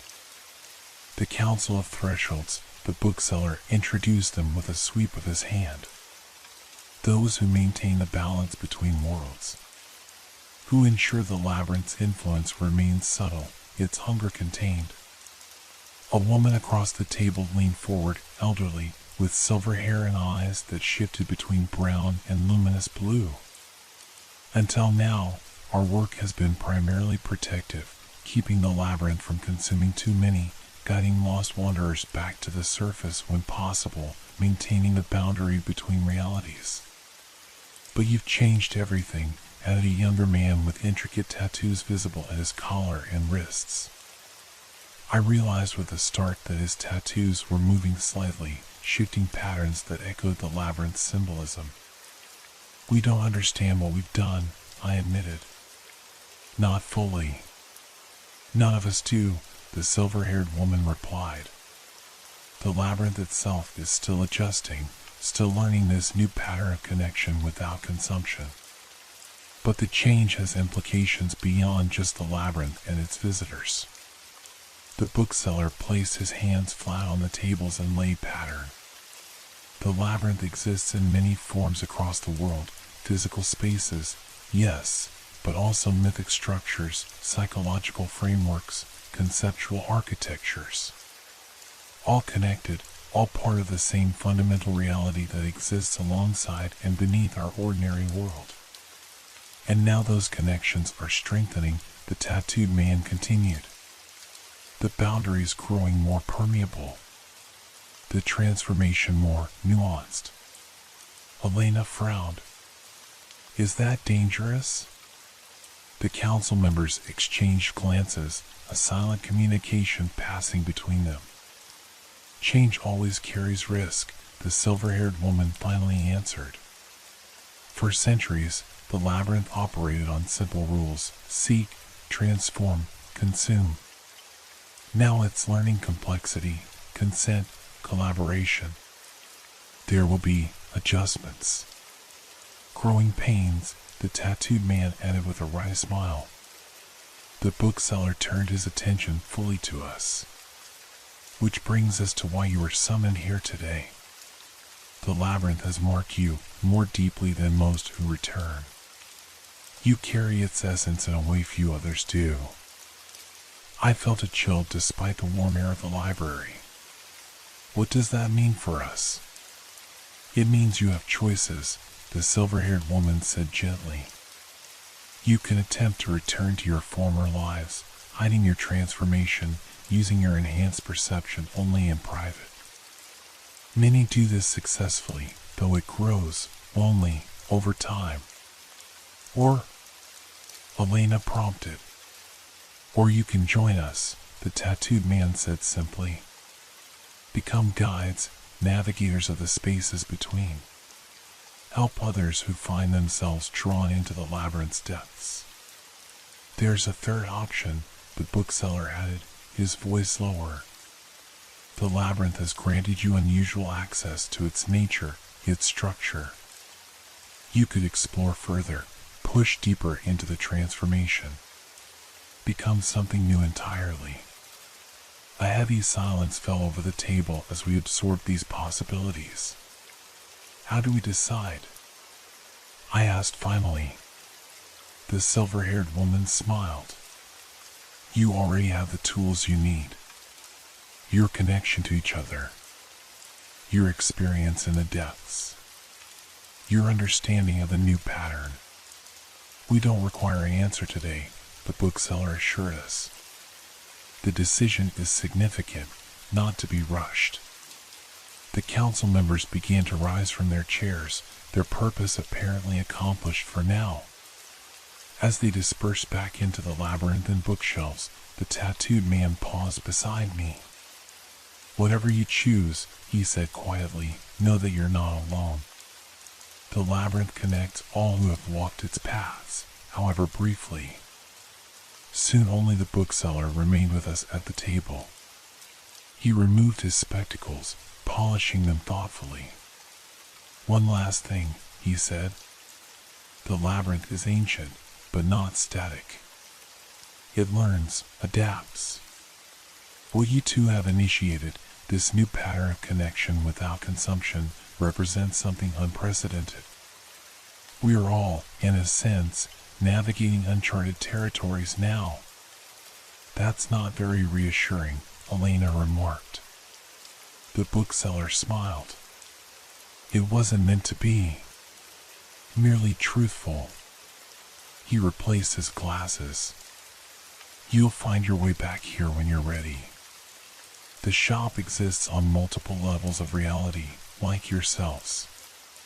He rose, nodding respectfully before retreating to his desk near the entrance, leaving Elena and me alone at the circular table. We sat in silence for several minutes, both processing everything we'd learned. The sunlight through the glass dome above shifted patterns across the inlaid labyrinth on the table's surface, creating an illusion of movement, of pathways constantly realigning. What do you think? Elena finally asked. I considered carefully before answering. I think we don't have to choose just one path. The whole point of what happened in the labyrinth was breaking the pattern, rejecting binary choices, finding third options. Elena nodded slowly. So we create our own pattern. Exactly, I said, feeling more certain with each word. We can live in the world, maintain our connections there, while also exploring what we've become. Help others if we encounter them. Learn more about the labyrinth and its purposes. Both slash and rather than either slash or, Elena mused, a smile forming. Very labyrinthine thinking, brother. I returned her smile, noticing how her features flickered briefly between human and transformed, both aspects equally real, equally her. I suspected I appeared the same to her eyes. We should go, I said, rising from the table. We have a lot to figure out, practical things like where you've been these past months, what we tell family and friends. Elena stood as well, but hesitated. Victor, do you think we'll ever be fully human again? I considered this, feeling the subtle pulse of the labyrinth's energy flowing through me, seeing the faint blue luminescence that appeared at my fingertips in the shadows. I'm not sure we were ever fully human to begin with, I replied honestly. Maybe none of us are. Maybe humanity itself is just one path through a much larger labyrinth of possibility. She nodded, accepting this philosophical uncertainty with the same courage she'd shown throughout our journey in the depths. We made our way back through the impossibly large bookshop, passing other transformed browsing the shelves. Some acknowledged us with nods or knowing glances. Others remained absorbed in their reading, tracing symbols in ancient texts that glowed faintly at their touch.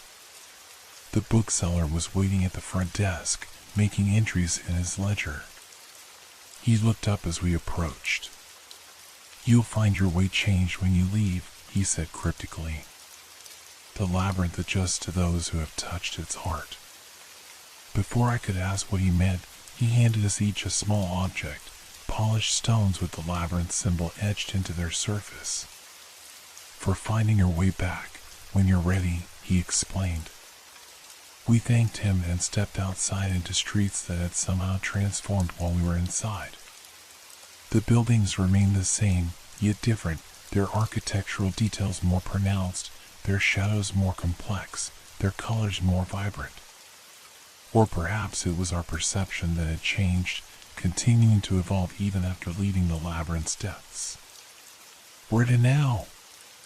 Elena asked, squinting in the midday sun. I looked down at the stone in my palm, then tucked it safely into my pocket. "Anywhere. Everywhere. The labyrinth is all around us now. We just need to learn to navigate it from this side." Elena linked her arm through mine, her presence solid and reassuring despite the changes we'd both undergone. "Together, then."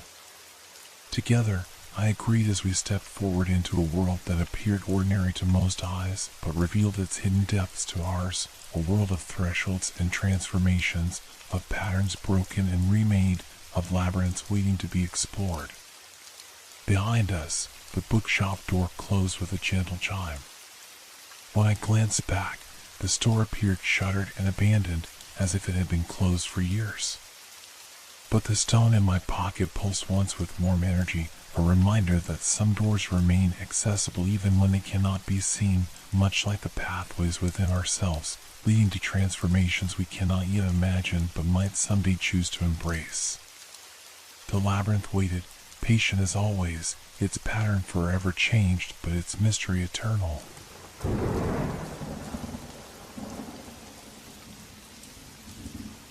What if the shadows have been watching us all along? The thought had been plaguing me for weeks now. Ever since I started investigating the Holloway case, a 30-year-old unsolved murder that most people in Ravenwood had conveniently forgotten. But Detective Marcus Reed doesn't forget. Not when there are still questions that need answering. I stood at the edge of Blackwater Lake, watching the late afternoon sun cast long shadows across the water. The crime scene photos had shown Catherine Holloway's body being pulled from this very spot, her pale skin tinged blue, dark hair matted against her face. The official report said drowning, but the bruises around her neck told a different story. Ravenwood looked picturesque from this vantage point, a small town nestled between mountains and forest, the kind of place tourists visited in autumn to admire the changing leaves. But beneath that postcard-perfect veneer lurked something rotten. I'd felt it ever since returning to my hometown after 15 years with the Boston PD. The wind picked up, rustling the reeds at the water's edge. For a moment, it sounded almost like whispers, unintelligible murmurs just below the threshold of hearing. I shivered despite the warm June evening. My phone buzzed. Chief Wallace. "Reed, where are you? Thought we agreed you'd drop this Holloway business." "Just following up on a few loose ends," I said, watching how my shadow stretched across the water, distorting into something almost unrecognizable. "It's been 3 decades, Reed. Let the dead rest." "That's just it, Chief. I don't think she's resting." After hanging up, I noticed something half buried in the mud near my feet. Bending down, I carefully extracted a tarnished silver locket. Opening it revealed a faded photograph, a teenage girl with a familiar smile.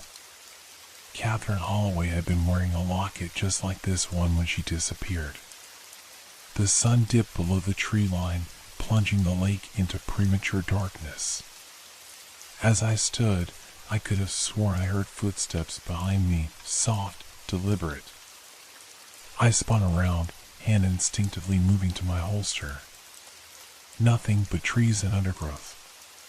Yet the sensation of being watched intensified. Back in my car, I examined the locket under the dome light. How had this evidence been missed? Or had it recently been placed here? The silver felt unnaturally cold against my palm. The drive back to town was tense. My headlights caught glimpses of movement in the woods, probably deer, I told myself. But twice I found myself slowing down, certain I'd seen a figure standing among the trees. By the third time, I pulled over, grabbing my flashlight. The beam cut through the darkness as I scanned the tree line. Nothing. Just as I was about to return to my car, the light reflected off something, 2 points of light, like eyes, watching from between the trunks. Then they were gone. "You're working yourself up over nothing," I muttered, but my heart hammered against my ribs. My apartment felt different when I returned, colder somehow, the air heavier. I'd lived alone since my divorce 3 years ago, but tonight the emptiness felt oppressive. I spread the Holloway case files across my kitchen table. 30 years of dead ends and contradictory witness statements. Catherine had been popular, the kind of girl everyone claimed to know, but no one really did. Her diary, found in her bedroom after her disappearance, contained cryptic references to someone she called the Watcher. "He sees everything," she'd written in her final entry. "He's always in the shadows, waiting." I dismissed it as teenage dramatics when I first read it. Now, with the locket sitting beside me, I wasn't so sure. A soft thud from the bedroom made me freeze. Then another. Footsteps? I reached for my gun, moving silently across the apartment. The bedroom door was ajar, though I distinctly remembered closing it. Heart pounding, I pushed it open. The window was open, curtains billowing in the night breeze. Had I left it open? I couldn't remember. As I moved to close it, I glimpsed something on the street below, a figure standing beneath the streetlight, looking up at my window. Our eyes met briefly before they stepped back into darkness. Sleep didn't come easily that night. I dreamed of Catherine Holloway, her waterlogged body rising from Blackwater Lake, mouth opening to speak words I couldn't understand. When I woke, gasping, the digital clock read 3:17. Something felt wrong. The darkness seemed thicker somehow, almost tangible. And there was a smell, faint but unmistakable. Damp earth and something else. Something chemical. The same smell that had been described in Catherine's autopsy report. I reached for the bedside lamp, but before my fingers found the switch, I saw it, a darker patch of shadow in the corner of my room. A shadow that seemed to breathe. "Who's there?" My voice sounded strange in the darkness. The shadow didn't move, but somehow I sensed it was watching me, studying me. I reached slowly for my gun. The movement seemed to break whatever spell held the room. The shadow receded, slipping under my door like liquid, leaving behind only that lingering smell and a certainty that would follow me through the rest of the investigation. I wasn't looking for Catherine Holloway's killer. Something was looking for me. Morning brought no comfort. Sunlight streamed through my bedroom window, casting patterns across the floor, patterns that seemed to shift when I wasn't looking directly at them. I rubbed my eyes, blaming exhaustion for the tricks my mind was playing. The locket sat on my nightstand, though I distinctly remembered leaving it on the kitchen table. I picked it up cautiously, its metal still unnaturally cold despite the warm room. Inside, Catherine's photos seemed different somehow, her eyes more knowing, her smile less innocent. My phone rang, Detective Elena Vasquez, the only person at the department who didn't think I was wasting my time with the Holloway case. "We need to talk," she said, her voice tense. "The archives were broken into last night." "The case files?" "Just one, Catherine Holloway's. Nothing taken, but someone went through everything. Left it all scattered." "And Reed?" She hesitated. "They left something. A Polaroid. Recent. It's of you, standing at Blackwater Lake yesterday." My blood ran cold. "I'm coming in." The station buzzed with its usual morning activity, but I noticed several officers fall silent as I passed. News traveled fast in Ravenwood PD. Elena waited in the evidence room, dark circles under her eyes suggesting she'd been there all night. She slid the Polaroid across the table. There I was, standing at the lake's edge, unaware of being photographed. But what made my skin crawl wasn't the invasion of privacy, it was the dark, elongated figure standing in the trees behind me. Too tall, too thin to be human, its features obscured by shadow except for two pale points where eyes should be. "Camera trick," I mumbled, not believing it myself. "Maybe," Elena said, unconvinced. "But there's more." I pulled Catherine's original autopsy photos. She placed them beside the Polaroid. Catherine's body, bloated from days in the water, bore what the medical examiner had described as post-mortem bruising, dark, elongated handprints around her throat and wrists. These marks, Elena pointed to the distinctive pattern. They matched descriptions from 3 other drownings in Ravenwood. One in 1962, another in 1994, and the most recent in 2008. "Every 32 years, I whispered. "And something else links them." Each victim reported being followed in the weeks before their death. Described feelings of being watched. Just like Catherine's diary. Just like the sensation I couldn't shake. We spent hours connecting threads that had remained separate for decades. Each victim had found something near the lake shortly before their death, a personal item that had been lost or that belonged to the previous victim. A watch. A class ring. A bracelet. A locket. "It's choosing the next victim," Elena said finally, voicing what we both feared. "Whatever killed Catherine has been returning on a cycle, and now it's chosen me," I finished. Leaving the station that afternoon, the bright sunshine felt like a cruel joke against the darkness we'd uncovered. I hadn't told Elena about the shadow in my bedroom, about the footsteps. It sounded too much like the ravings of a stressed mind. As I crossed the parking lot, something caught my eye, a figure standing by the tree line across the street.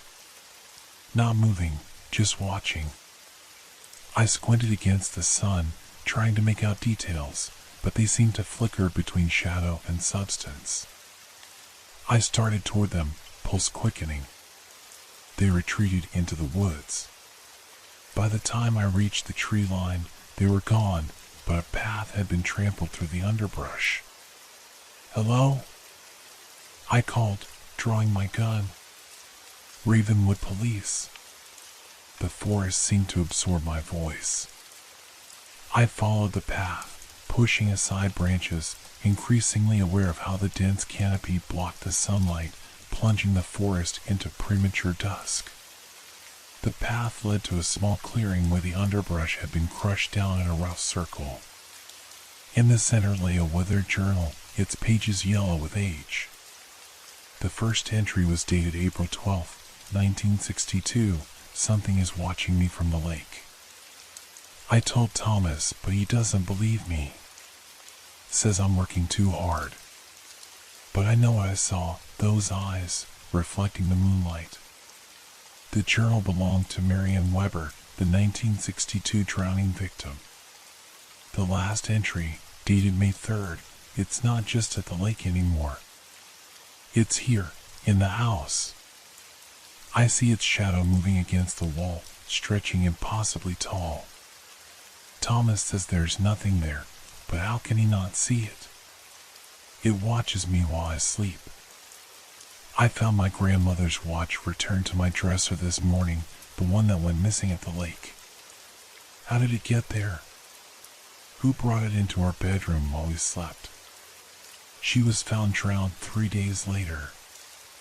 A twig snapped behind me. I spun around, gun raised, to find Chief Wallace standing at the edge of the clearing. Jesus, Reed. I could have shot you, he growled. What the hell are you doing out here? I showed him the journal, explained our theory about the 32-year cycle. His expression shifted from skepticism to something else, fear. You need to drop this, he said, his voice suddenly quiet. Some secrets should stay buried. You know something. He looked away. My father was deputy chief in '62. He told me stories about the thing in the lake. Said it had been there since the town was founded. Said it feeds. On what? Fear. Pain. I don't know. He was drunk when he talked about it, and I was just a kid. But he made me promise never to go near Blackwater Lake alone. We walked back to the parking lot in silence, the journal heavy in my pocket. As we emerged from the tree line, I noticed the sun was setting, casting long shadows across the asphalt. My shadow stretched before me, but as I watched, it seemed to move independently, flexing, elongating, its edges blurring as if it were trying to separate itself from me. Chief, I started to say, but when I turned, Wallace was already walking away, his own shadow behaving just as strangely, reaching toward mine as if trying to touch it. That night, I couldn't bring myself to return to my apartment. Instead, I checked into the Ravenwood Inn on the edge of town, bringing only what I needed, my gun, the case files, Marianne's journal, and, against my better judgment, the locket. I spread everything across the motel bed, searching for patterns, connections, anything that might explain what we were dealing with. The journal described Marianne's growing terror as the entity stalked her, first at the lake, then in town, finally in her home. Each entry grew more frantic, her handwriting deteriorating.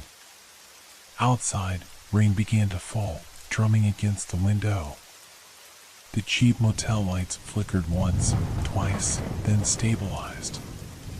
A notification lit up my phone, an email from Elena with attachments. She'd scanned old newspaper articles about the drownings. I scrolled through them, noting the similarities in each case. The last attachment was different, a scanned page from a book entitled Folklore of the Northeast. It described a legend from the indigenous people who had lived in the Ravenwood area before European settlement.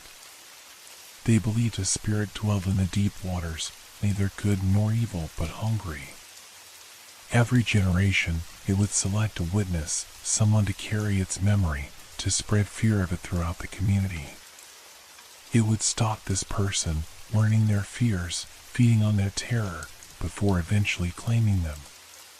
The tribe performed rituals each spring to appease it, offering symbolic sacrifices. When settlers drove them from the land, they warned that without these rituals, the spirit would grow stronger, hungrier. Lightning flashed outside, momentarily flooding the room with harsh white light. In that instant, I saw it, a tall, thin silhouette standing in the corner of the room.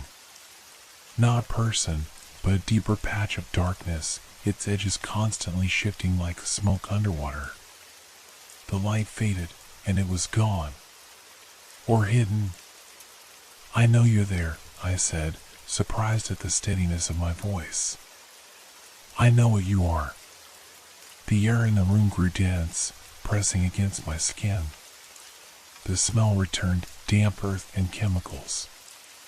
The water in the bathroom sink turned on by itself, the sound of running water unnaturally loud in the silence. I reached for my gun, though some part of me knew it would be useless. You've been selecting victims for over a century, feeding on their fear before taking them. But I'm not afraid of you. A lie, but I forced conviction into my words. The lights flickered again, and in the strobe-like effect, I saw it moving, gliding across the room not in a straight line but in jerky, unnatural movements like frames missing from a film. Each time the light returned, it was closer. My heart hammered against my ribs. The rational part of my mind screamed that this wasn't possible, but the evidence lay scattered across the bed, generations of victims, all connected by the same predator. In the final flash, before the lights went out completely, it stood at the foot of the bed, a figure of absolute darkness, its form suggesting a human shape stretched and distorted. Where its face should have been, there were only those pale, luminous eyes, watching me with ancient hunger. And then darkness engulfed the room. I felt it more than saw it, moving around the bed, circling me like a shark. Cold drafts brushed my skin where it passed. The mattress depressed slightly as if someone, something, were sitting beside me. "What do you want?" I whispered into the darkness. A whisper responded, not in my ears, but directly in my mind, a voice like water running over stones. To be remembered. To be feared. To feed. The locket on the bed began to glow with a faint blue light, illuminating the room just enough to see the entity looming over me, a silhouette of perfect darkness, its edges constantly shifting and reforming. It reached for me with impossibly long fingers. I scrambled backward, falling off the bed, my back hitting the wall. The entity followed, flowing over the bed like liquid shadow. "You opened the door," its voice whispered in my mind. "You found what was left. You remembered me. And now you will join them." Its cold fingers brushed my cheek, and images flooded my mind. Catherine Holloway, struggling beneath the lake's surface. Marianne Weber, her eyes wide with terror as hands pulled her under. Others, so many others, all looking at me with accusing eyes. "No," I gasped, pushing back against the wall. "I'm not like them. I'm not your victim." The shadow paused, its form rippling with what might have been confusion. "You were the token," it whispered. "You are chosen." The locket. It had been using these objects, connecting each victim to the next, creating a chain of fear stretching back generations. With sudden clarity, I knew what I had to do. I lunged for the bed, grabbing the locket. Its metal burned cold against my palm, but I clutched it tight, rolling away as the entity reached for me again. "You want to be remembered?" I shouted. "You want to be feared? Then find someone else to tell your story." I threw the locket against the wall as hard as I could. It shattered, the photo inside catching flame with an unnatural blue fire. The entity shrieked, a sound like ice cracking on the lake, like a drowning person's final gasp. It convulsed, its form stretching and contracting violently. For one terrible moment, I saw its true form, not shadow but something ancient and hungry, a shape that hurt my eyes to look upon. Then it collapsed in on itself, flowing like black water toward the bathroom, disappearing down the drain with a final, echoing wail. The lights flickered back on. The room was empty save for the scattered case files and the ashes of the locket on the floor. Outside, the rain had stopped. Dawn was breaking, pale light seeping through the curtains. I'd broken the chain. For now. But as I gathered the files with trembling hands, a niggling doubt remained. Had I truly defeated it? Or merely disrupted its pattern? And what new pattern would it create now? 3 days passed. 3 days of normal life, or what passed for normal when you face something that shouldn't exist. I threw myself into other cases, routine police work, anything to avoid thinking about those luminous eyes in the darkness. The burned remnants of the locket remained in an evidence bag locked in my desk drawer. I'd told Elena a sanitized version of what happened at the motel, that I destroyed what I believed was connecting the victims, breaking the cycle. She'd seemed relieved, though skeptical about my explanation for the locket's blue flames. Chemical reaction, I'd said, not believing it myself. On the fourth morning, Chief Wallace called me into his office. He looked haggard, with new lines etched around his eyes. "There's been another incident at the lake," he said without preamble. "Fishermen found something washed up on the shore." "Not a body," he added quickly, seeing my expression. "Something else. Something old." "What kind of something?" "Better you see for yourself." The drive to Blackwater Lake felt longer than usual. Dark clouds gathered overhead, threatening rain. I noticed Wallace checking his rearview mirror repeatedly, his knuckles white on the steering wheel. "You feel it too, don't you?" I finally asked. "Like we're being followed." His jaw tightened. "Ever since you shattered that damned locket. Like something's watching. Waiting." The lake looked innocent enough in the gray morning light, water gently lapping at the shore, reeds swaying in the breeze. Yellow police tape cordoned off a section of the bank where Officer Mills stood guard. "Over here," Mills called, gesturing toward what looked like a pile of sodden cloth. As we approached, I realized it wasn't cloth at all, but leather, ancient, waterlogged leather bound with copper fastenings that had turned green with age. A satchel or case of some kind, it seemed splitting from decades underwater. "Nobody's touched it yet," Mills said. "Waiting for you, detective." I pulled on gloves and carefully lifted the case. It was heavier than it looked, and water streamed from its deteriorating seams. The leather felt unnaturally cold against my gloved fingers, reminding me unpleasantly of the locket. "Let's see what we've got," I murmured, gently working the corroded clasp. Inside was a metal box, remarkably well preserved despite its time underwater. Engraved on its lid was a symbol, a vertical line bisected by 3 horizontal lines of decreasing length. "That's old," Wallace whispered. "Really old." With effort, I pried open the box. Inside lay a stack of yellow papers covered in faded handwriting, a small cloth pouch, and what appeared to be a journal similar to Merriam-Webster's, though much older.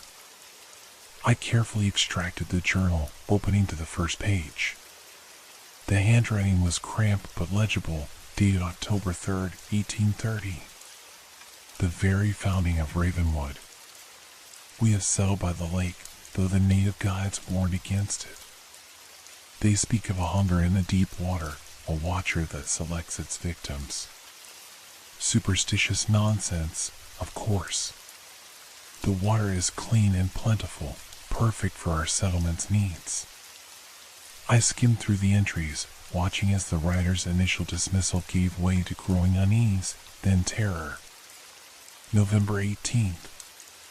Something took Eliza's silver cross at the lake. She's distraught. It was her mother's.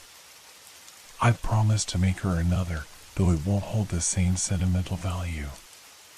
December 1st. Eliza claims she saw someone watching our cabin last night. A tall figure standing motionless in the snow. By the time I came to look, there was nothing there, not even footprints. December 15th. Eliza found her cross this morning, hanging from our bedpost. Neither of us put it there. The metal feels wrong, cold, almost burning to touch. She refuses to wear it now. The final entry, dated January 7th, 1831. It's in the house now, moving in the shadows when we're not looking. Eliza sees it too. It's not just my imagination. Last night, I woke to find her side of the bed empty. She was standing by the window, staring out at the lake. When I called her name, she turned, but her eyes were not her own.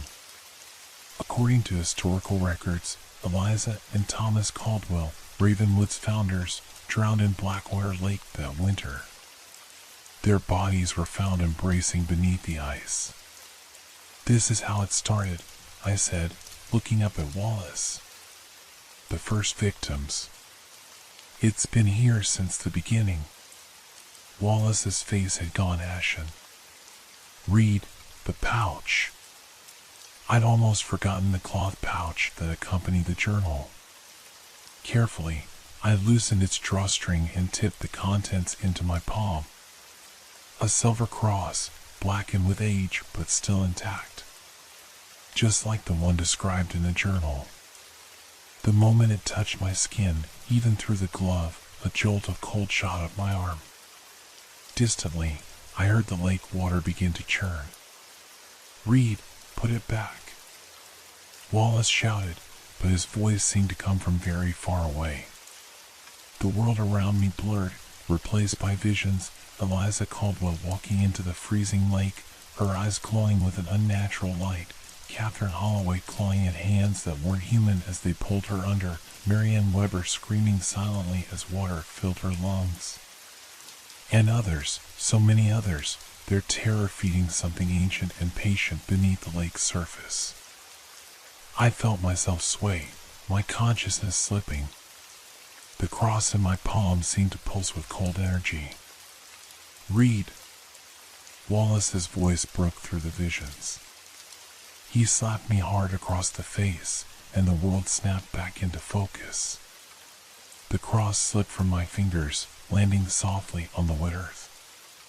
The lake had grown unnaturally still, its surface like black glass reflecting the storm clouds above. It's changed its pattern, I gasped, struggling to breathe normally. It's not waiting 32 years anymore. It's adapting, Wallace finished, his voice hollow. You broke its ritual with the locket, so it's starting a new one. With that, he pointed at the cross, refusing to touch it. Back at the station, we secured the cross in an evidence box, then gathered in the conference room with Elena. I brought the journals, both Marianne Weber's and Thomas Caldwell's, hoping to find connections we'd missed. It's a cycle of objects, Elena said, spreading crime scene photos across the table. The cross, the watch, the ring, the bracelet, the locket. Each one connecting victim to victim across time. When you destroyed the locket, you broke its established pattern. So it went back to the beginning, I said. To the first object. But why now? Wallace asked. Why not 32 years from Catherine's death? I thought about the entity's words in the motel room. You opened the door. You found what was left. You remembered me. Because I started investigating, I said slowly. I brought Catherine's case back into focus. I woke it up. A chill settled over the room as the implications sank in. So who's the target now? Elena asked. Wallace and I exchanged a look. Me, I said quietly. It showed itself to me at the motel. It spoke to me. Elena's eyes widened, but to her credit, she didn't question my sanity. Then we need to figure out how to end this permanently. We spent hours combing through historical records, looking for patterns, for weaknesses, for anything that might help us understand what we were facing. Here, Elena said finally, pointing to a passage in an old town history. There was an excavation near the lake in 1894. Workers uncovered strange carvings in stone, described as predating known native settlements. The symbols match what some of the indigenous people used to ward off evil spirits. "Where are these carvings now?" Wallace asked. According to this, they were reburied on the orders of Mayor Fletcher. He claimed they were worthless, but she flipped through more pages. Fletcher drowned in the lake 3 months later. "Let me guess," I said grimly. 1894 was 32 years after 1862. Elena nodded. "The cycle. We need to find those carvings," Wallace said. Night had fallen by the time we finished gathering equipment, flashlights, shovels, the old town maps Elena had found in the archives. The lake looked ominous under the cloud-covered sky, no moon or stars to reflect on its surface. "According to these coordinates, the excavation site should be here," Elena said, pointing to a spot near the lake's northern shore, away from the usual recreation areas. We began digging, taking turns with the shovels. The work was hard, the ground near the lake a mixture of clay and rock. After an hour, we made little progress. "Maybe we're in the wrong spot," Wallace suggested, wiping sweat from his forehead despite the cool night air. Just then, my shovel hit something solid, not rock, but something that gave a dull, hollow sound. We cleared away more earth, revealing a flat stone surface carved with symbols similar to the one on the metal box.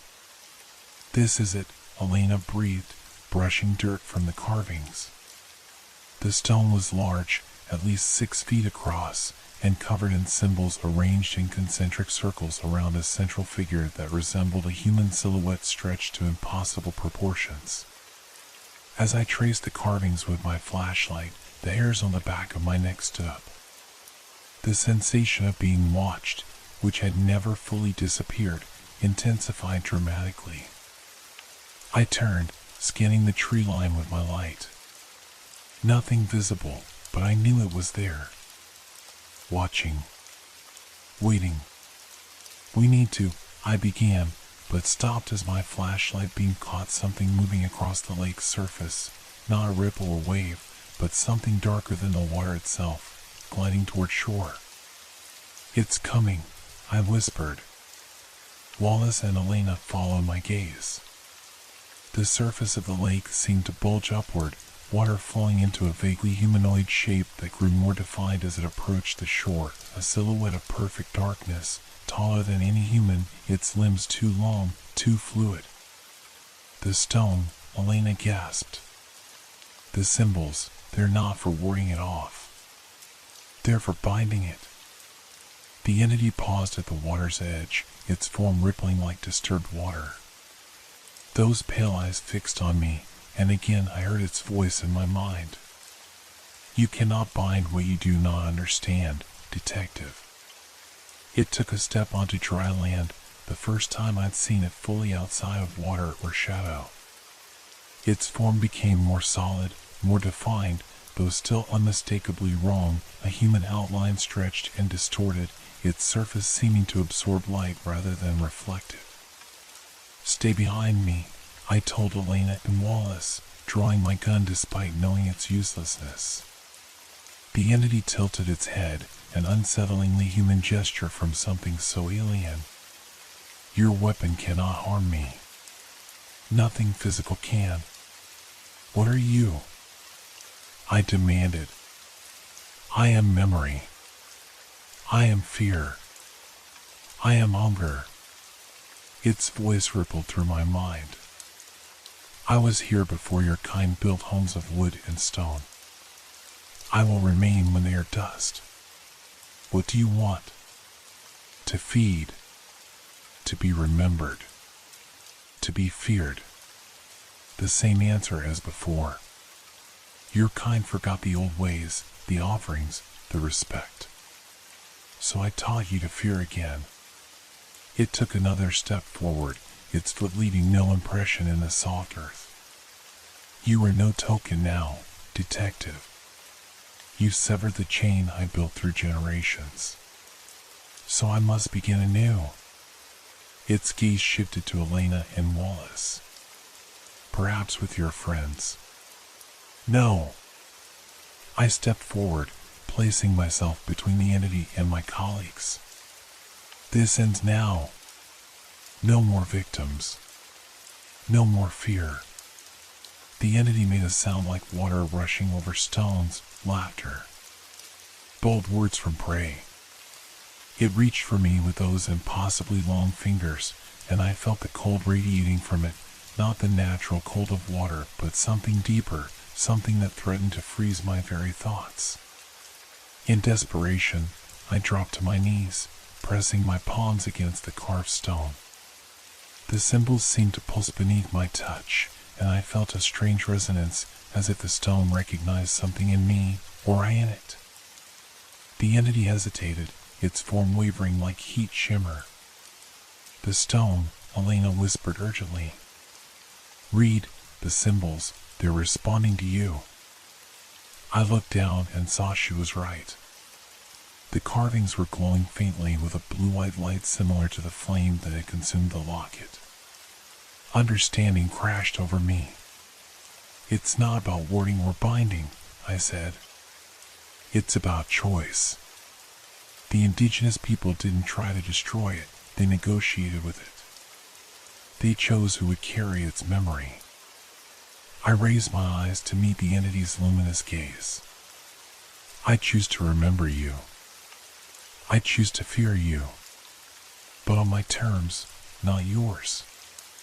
The entity drifted closer, its form fluctuating between solid and liquid. What terms, detective? No more deaths. No more drownings. You exist in story, in memory, in the shiver down the spine when someone looks too long at dark water. But you take no more lives. I must feed, it insisted, but I sensed uncertainty in its voice. Feed on the fear of story. On the thrill of legend. On the respect of being remembered without being destroyed. I pressed harder against the stone, feeling its energy flow through me. But no more deaths.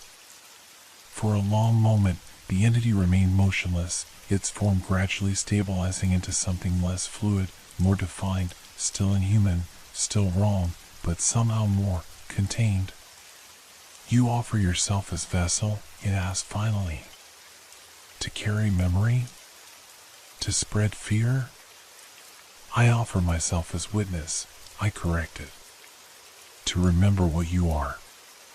To ensure others respect the deep waters and the darkness. But not to spread terror. The entity considered this, its form rippling with what might have been thought. Finally, it extended one long, dark hand toward me. Show me your worth as witness, it commanded. I reached out, allowing my fingers to touch its outstretched hand. The cold was intense, but no longer threatening, more like recognition than attack. Images flooded my mind, centuries of existence, of hunger, of watching from the depths. I saw the indigenous rituals, the respectful offerings. I saw the settlers' dismissal of the old ways, the entity's growing hunger, its decision to create fear through death. I saw its loneliness. You don't need death to be remembered, I whispered, my voice strange to my own ears. Just respect. The entity's form shimmered, then began to recede, not attacking or retreating, but settling. Accepting. Remember, it whispered as it flowed back toward the lake. Watch the water. Listen for my voice. Then it was gone, leaving only ripples on the lake's surface and the faintly glowing stone beneath my hands. Wallace helped me to my feet, his expression a mixture of awe and fear. What just happened? I think, I said slowly, we just negotiated a truce. Elena examined the stone, which had stopped glowing. The carvings have changed. She was right. The symbols had rearranged themselves, the concentric circles now spiraling inward toward the central figure, which now had a face. My face. What does this mean for you? Wallace asked quietly. I stared out at the now peaceful lake, feeling a new awareness, a connection to the water, to the shadows, to something ancient and patient.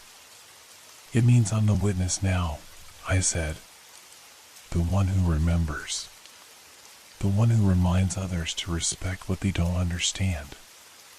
As we gathered our equipment to leave, I felt the entity's presence, not threatening now, but watchful, waiting to see if I would keep my word.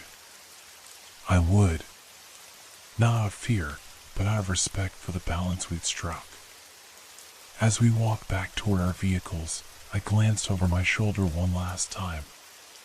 For just a moment, I thought I saw a tall figure standing at the lake's edge, watching us leave, not threatening, but attentive. The witness and the witnessed, bound together by memory and understanding. 2 weeks passed. Life in Ravenwood returned to something resembling normal, though I noticed subtle changes in how people behaved around the lake, swimmers staying closer to shore, fewer late-night parties on its banks. As if some collective instinct warned them to be respectful. I felt different too. More aware of shadows, of reflections in water, of the spaces between things. Not afraid, exactly, but attentive. I'd catch glimpses sometimes, a darker patch of shadow that moved against the current, ripples on a still surface with no wind to cause them. Reminders that I was being watched as much as I was watching. Chief Wallace had officially closed the Holloway case, ruled as a drowning with unknown assailant, but Elena knew the truth. She'd been researching similar phenomena in other locations, building a private database of encounters with what she called liminal entities. You're not the only witness, she told me over coffee one morning. There are others, people who've made similar pacts, who serve as intermediaries, I guess you could say. Have you contacted any of them? She shook her head. Not yet. But I think we should. Compare notes, at least. That afternoon, I received a call from the county records office.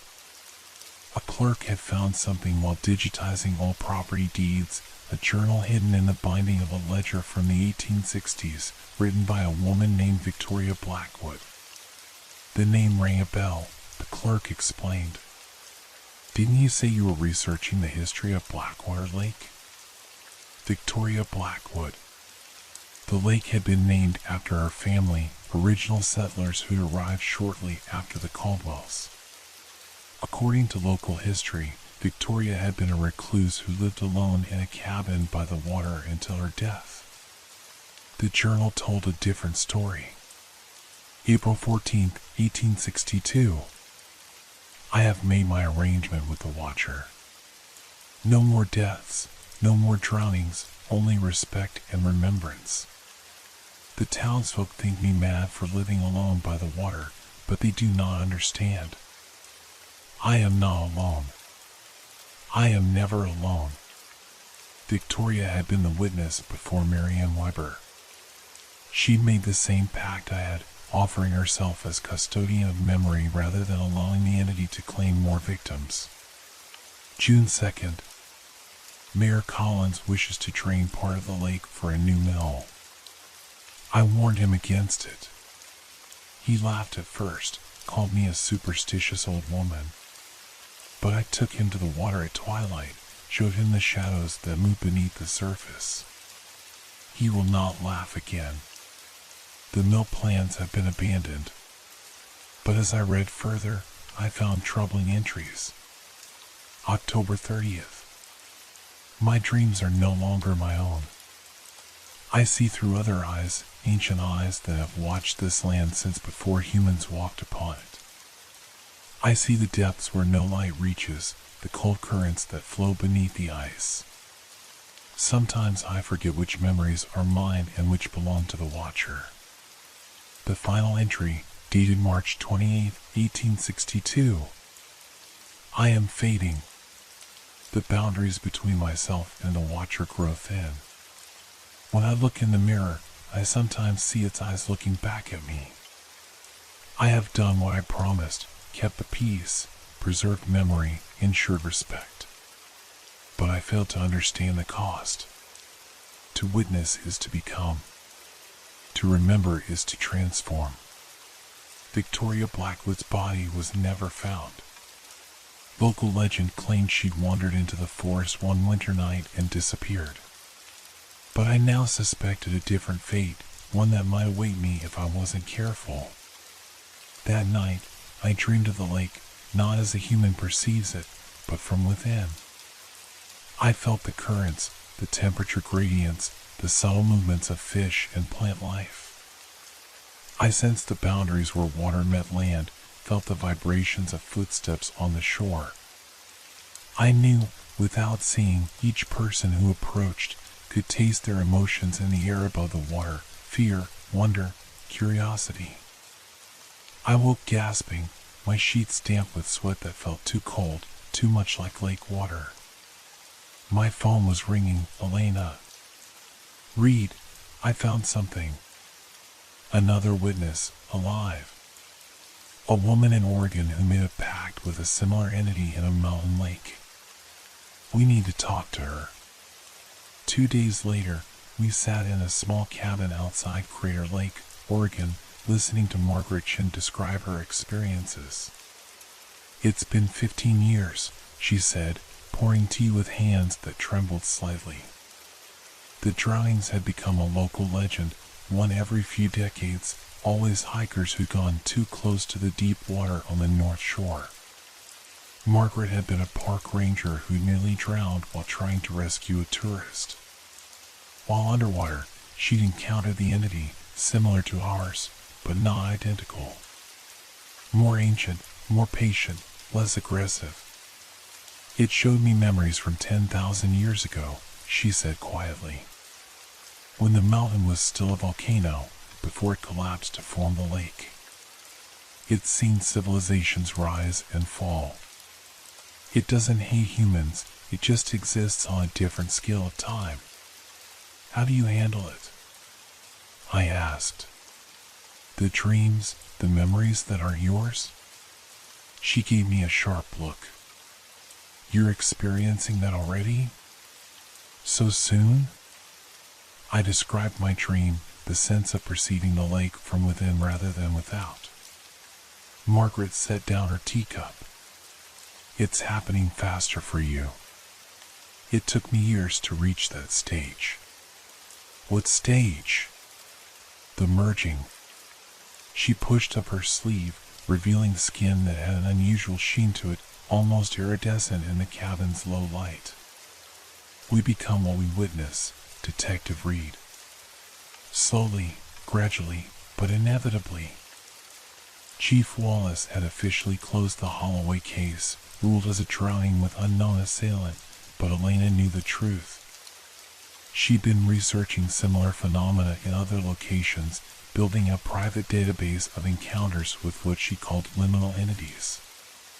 You're not the only witness, she told me over coffee one morning.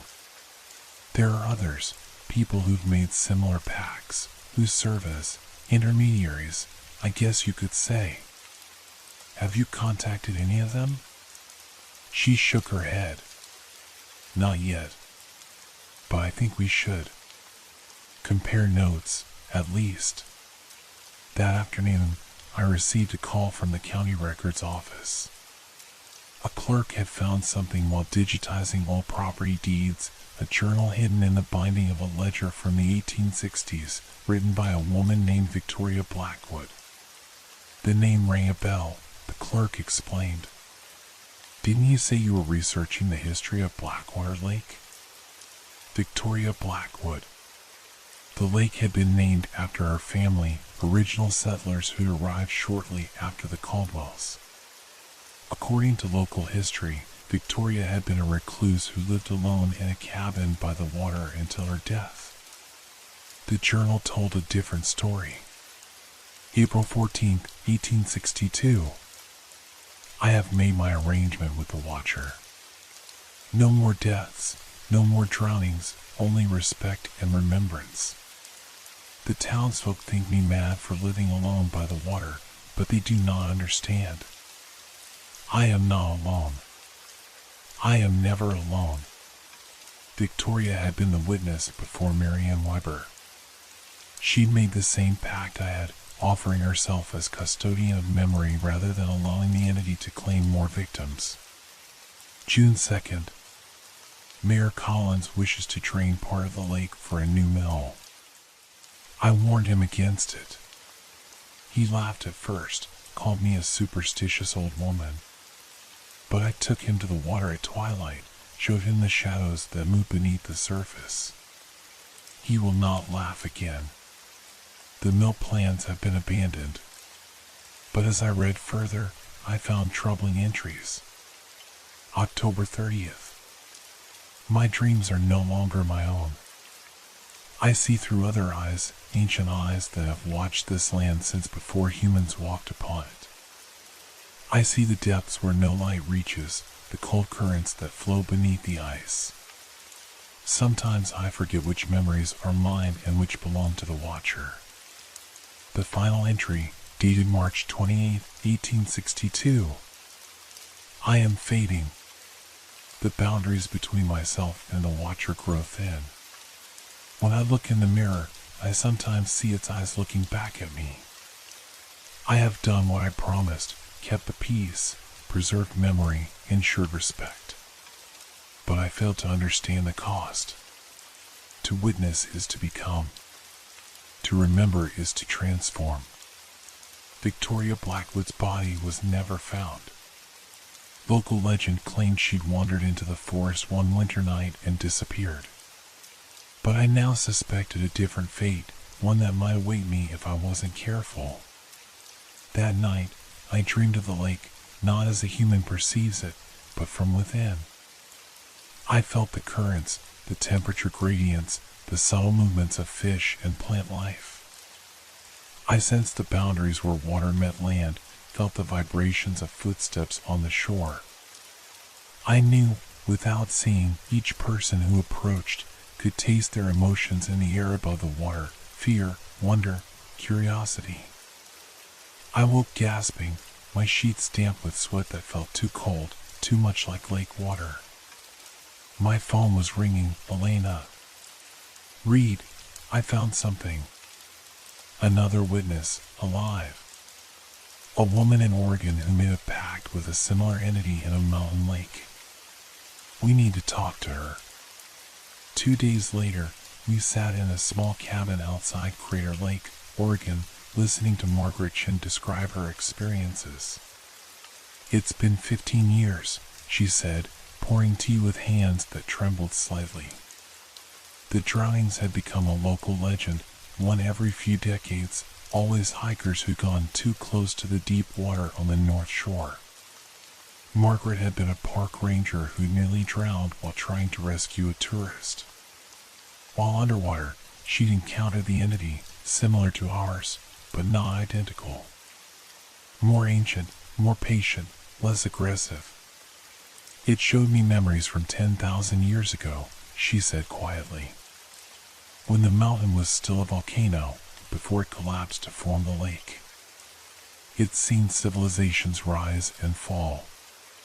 It doesn't hate humans, it just exists on a different scale of time. How do you handle it? I asked. The dreams, the memories that are yours? She gave me a sharp look. You're experiencing that already? So soon?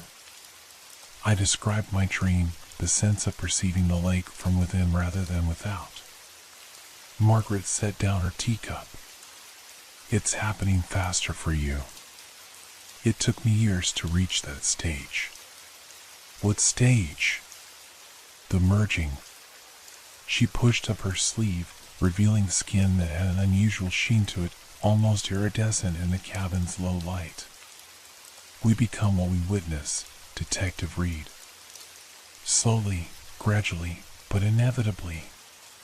She dipped her hand into her teacup.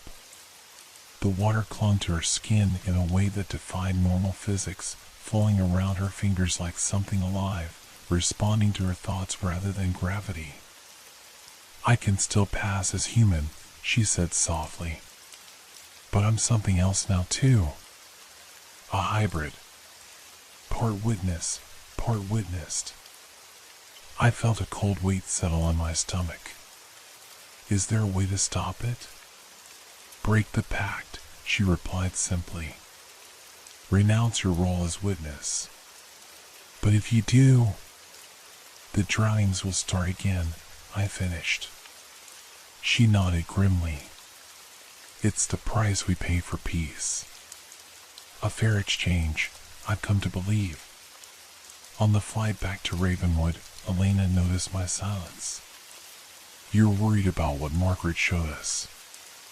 I nodded, watching clouds pass beneath the plane, white shapes drifting over darker shadows, reminding me uncomfortably of pale eyes in a face of darkness. I made this choice, I said finally.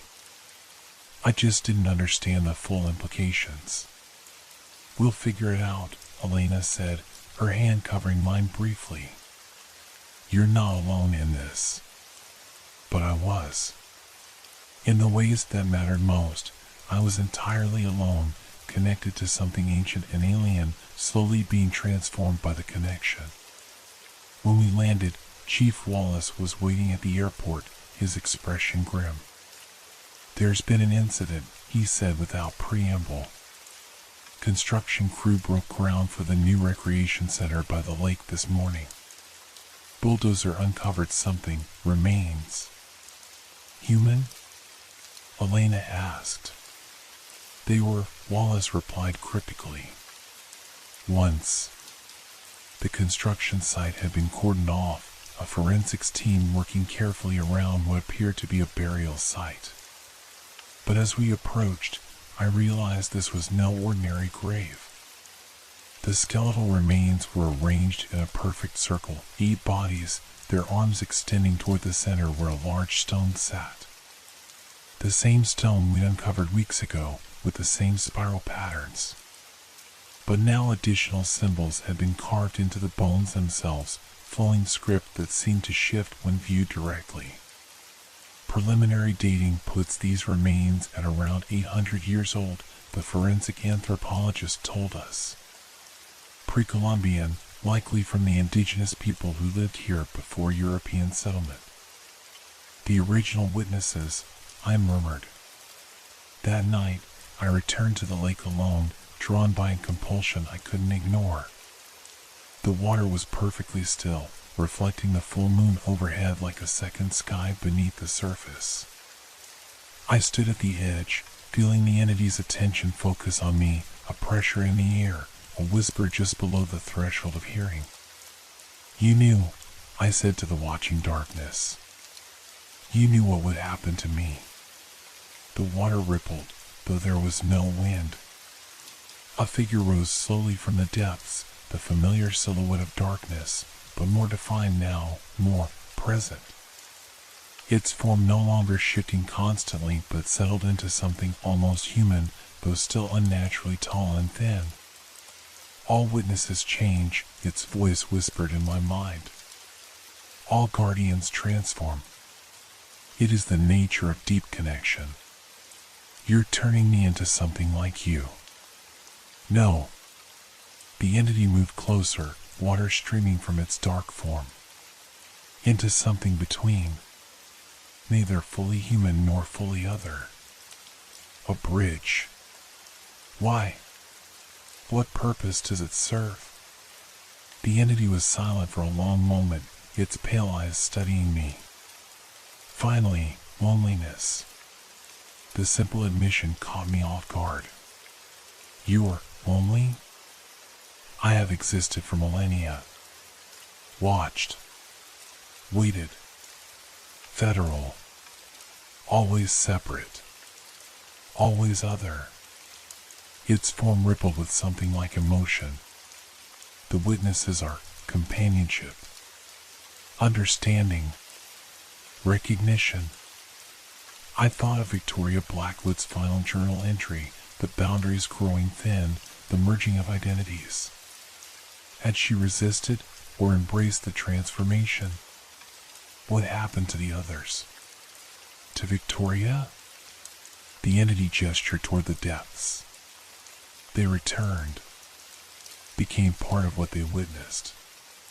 Neither dead nor alive, but continuing. I took an involuntary step back. That's not what I agreed to. It is choice, always choice, the entity assured me. Some choose to remain human, to age and die as witnesses. Others choose to transcend, to join the watching. Victoria chose the latter when her human life grew painful with age and loneliness. It extended a hand, a gesture so unexpectedly human from something so alien. I do not claim. I offer. I didn't take the offered hand, but I didn't retreat further either. I need time to understand, to decide. The entity inclined its head, another unnervingly human gesture. Time is abundant, but not infinite, even for me. What do you mean? The world changes. The old places diminish. Respect fades. Memory weakens. Its forms seem to dim slightly. Without witnesses, without remembrance, even the ancient fades. For the first time, I understood what truly motivated the entity, not malice or hunger for suffering, but a desperate need to be remembered in a world that increasingly had no place for ancient mysteries. I'll remember, I promised. But on my terms. The entity receded slowly back into the lake, its final words lingering in my mind. Terms change, Detective Reed. As will you. In the weeks that followed, I noticed subtle changes, enhanced night vision, an uncanny awareness of water anywhere near me, dreams filled with memories that weren't my own. Sometimes, catching my reflection in a window or mirror, I'd glimpse something different in my eyes, a depth that hadn't been there before, a luminescence in certain lights. I continued my work as a detective, but with a new focus, documenting the entity, the lake, the history of witnesses. I recorded everything Margaret Chen had told us, everything I'd learned from Victoria Blackwood's journal. I interviewed elderly residents about lake legends, collected newspaper clippings, photographs, anything that preserved memory. Elena helped, though I could see her growing concern as she noticed the changes in me. Are you still you? She asked one evening as we sorted through archives. Most of me, I answered honestly. But there's something else too now. Something older, deeper. She hesitated, then asked the question I'd been avoiding. Will you choose to go into the lake, eventually? Like Victoria did? I met her gaze steadily. I don't know. Right now, I'm choosing to remain Detective Marcus Reed, to fulfill my duties both to the department and to the lake. Beyond that, I shrugged. I'm taking it one day at a time. But time was moving strangely for me now. Days blurred together, while certain moments stretched into infinity, a raindrop hitting the surface of a puddle, moonlight reflecting off the lake, shadows lengthening at sunset. My perception was changing, becoming less linear, more fluid. Chief Wallace noticed too. He called me into his office one rainy afternoon, concern etched on his face. The other officers are talking, he said without preamble, about changes in your behavior. Johnson says he saw you standing in the rain for 3 hours yesterday, not moving, just watching the water. I didn't remember doing that, which was concerning in itself. I'm handling it, I assured him, though I wasn't entirely sure if that was true. Wallace leaned forward. Are you? Because I'm worried we're losing you, Reed. And I don't just mean to whatever's happening to you physically. I mean you, your perspective, your humanity. His words struck home. Was I losing myself? Or expanding into something more? The boundaries seemed increasingly blurred. That night, I returned to the lake, but with purpose rather than compulsion. The entity emerged as if it had been waiting, its form more defined than ever, almost solid now, though still unmistakably other. We need to renegotiate our terms, I said firmly. The entity tilted its head. Speak. I will continue as witness. I will ensure you're remembered, respected. I will accept these changes to my perception. But I remain human, with human limitations and human responsibilities. I need to maintain boundaries. Boundaries are illusion, the entity countered. All things flow into one another, like water. That may be true for you. But humans need boundaries to maintain identity, to function in society. The entity considered this, its form rippling thoughtfully. What do you propose? A partition, I said.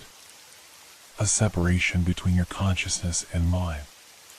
During daylight hours, I remain fully human, Detective Marcus Reed, with all his duties and connections. At night, especially near the lake, I can open to your perspective, your memories. The entity was silent, considering. Finally, separation is difficult. Memory flows like water, seeking its level. Try, I insisted, or you risk losing your witness entirely. The water around the entity churned as if reflecting internal conflict. After a long moment, it extended its hand again, not offering escape as before, but agreement. I will attempt this boundary. But memory and identity are not easily contained, Detective. You may find the partition permeable. I reached out, allowing my fingers to touch its dark hand. The sensation was different now, less shocking, more familiar. Cold, yes, but not alien. Like touching a part of myself I hadn't known existed. Agreed, I said, and felt something shift within me, not a severing, but a folding, like a piece of paper creased down the middle. Not separate, but at least distinct. The effect was immediate. My thoughts cleared, the constant undercurrent of ancient memory receding to a manageable whisper rather than a competing narrative. I felt more firmly anchored in my human identity. Remember, the entity said as it receded into the depths. Night calls to night. Water recognizes water. What grows within you may slumber, but it will not disappear. The following months established a new rhythm to my life. By day, I was Detective Reed, committed to my cases, present with my colleagues, fully human in my perspectives and limitations. I could still sense the entity's presence as a background awareness, but it didn't intrude on my thoughts or memories. By night, especially when I visited the lake, which I felt compelled to do at least weekly, the boundary thinned. I would sit by the water, allowing the entity's memories to surface, experiencing millennia of watching, waiting, existing in the depths. I learned its true nature, which was both simpler and more complex than I'd imagined. It hadn't been born or created, it had simply formed, like a whirlpool forms in moving water, a concentration of awareness in the primordial elements. It had known the land when I still covered it, had felt the first human footsteps disturbing the soil near its waters. It had observed without judgment until the settlers came, bringing fear instead of respect, seeing the lake as a resource rather than a living system. Its hunger wasn't malicious, more like a plant turning towards sunlight, seeking what it needed to persist. Fear and belief were its sustenance, the currencies of memory and continuance. I recorded these insights in a journal similar to Victoria Blackwood's, creating a documented lineage of witnesses. Elena helped translate the more esoteric concepts into terms future researchers might understand. "You seem more balanced," she observed one evening as we worked in my apartment. "More yourself." "The partition is holding," I confirmed. "Most of the time." But there were exceptions, moments when the boundary between Reed and other blurred without warning. During a routine interrogation, I found myself perceiving the suspect's fear as a tangible thing, something I could almost taste. In the middle of a department meeting, a glass of water suddenly responded to my agitation, forming a perfect miniature whirlpool without being touched. Small slips, but concerning ones. Chief Wallace noticed too, though he never directly addressed what he saw. Instead, he gradually shifted my case assignments, more cold cases, more research-oriented investigations, fewer public interactions. Protecting me, in his way, while allowing me to continue serving as a detective. 6 months after our agreement, the entity summoned me, not with words, but with a compulsion so strong it woke me from sleep, drawing me to the lake in the pre-dawn darkness. The water was unnaturally still when I arrived, reflecting the stars so perfectly it was difficult to discern where lake ended and sky began. The entity rose from the depths slowly, its form now almost completely solid, a silhouette of perfect darkness shaped like an elongated human, its eyes the only feature visible in its featureless face. "The boundary weakens," it said without preamble. "I've maintained our agreement," I protested. "I've kept your memory alive, documented everything." "Not our boundary," it interrupted. "The boundary between worlds."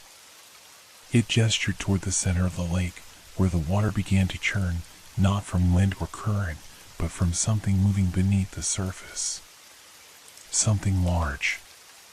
The water parted, revealing a staircase descending into darkness, stone steps, ancient and worn, leading down into depths that shouldn't exist in a lake of Blackwater's size. "The doorway opens," the entity explained.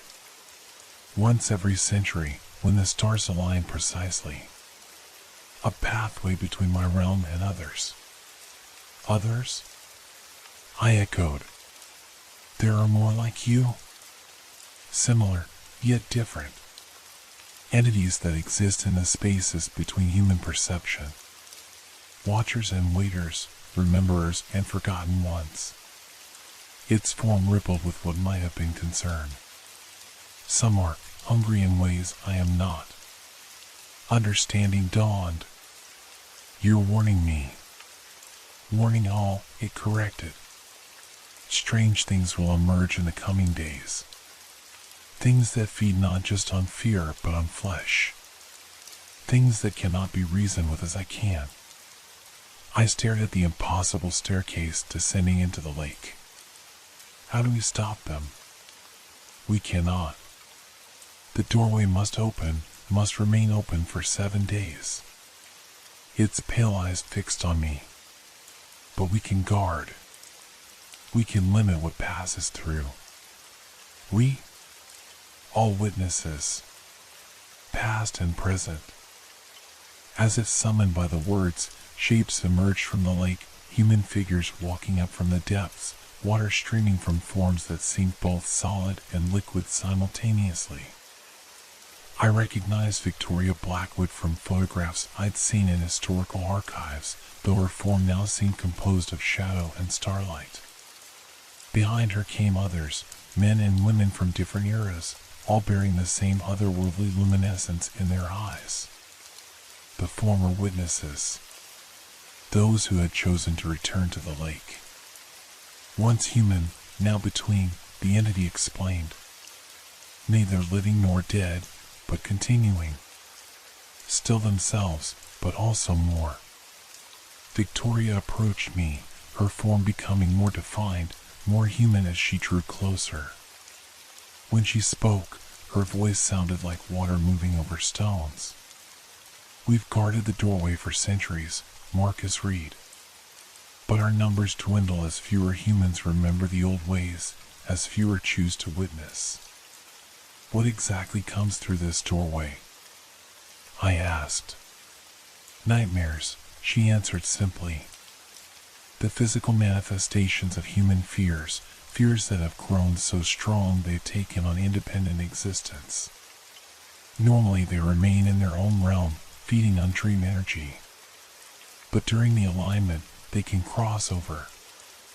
The entity moved closer, its form merging slightly with the darkness around us. They will be drawn to fear, to belief. They will seek those who already suspect their existence, the sensitive ones, those who glimpse what others miss. How do we fight them?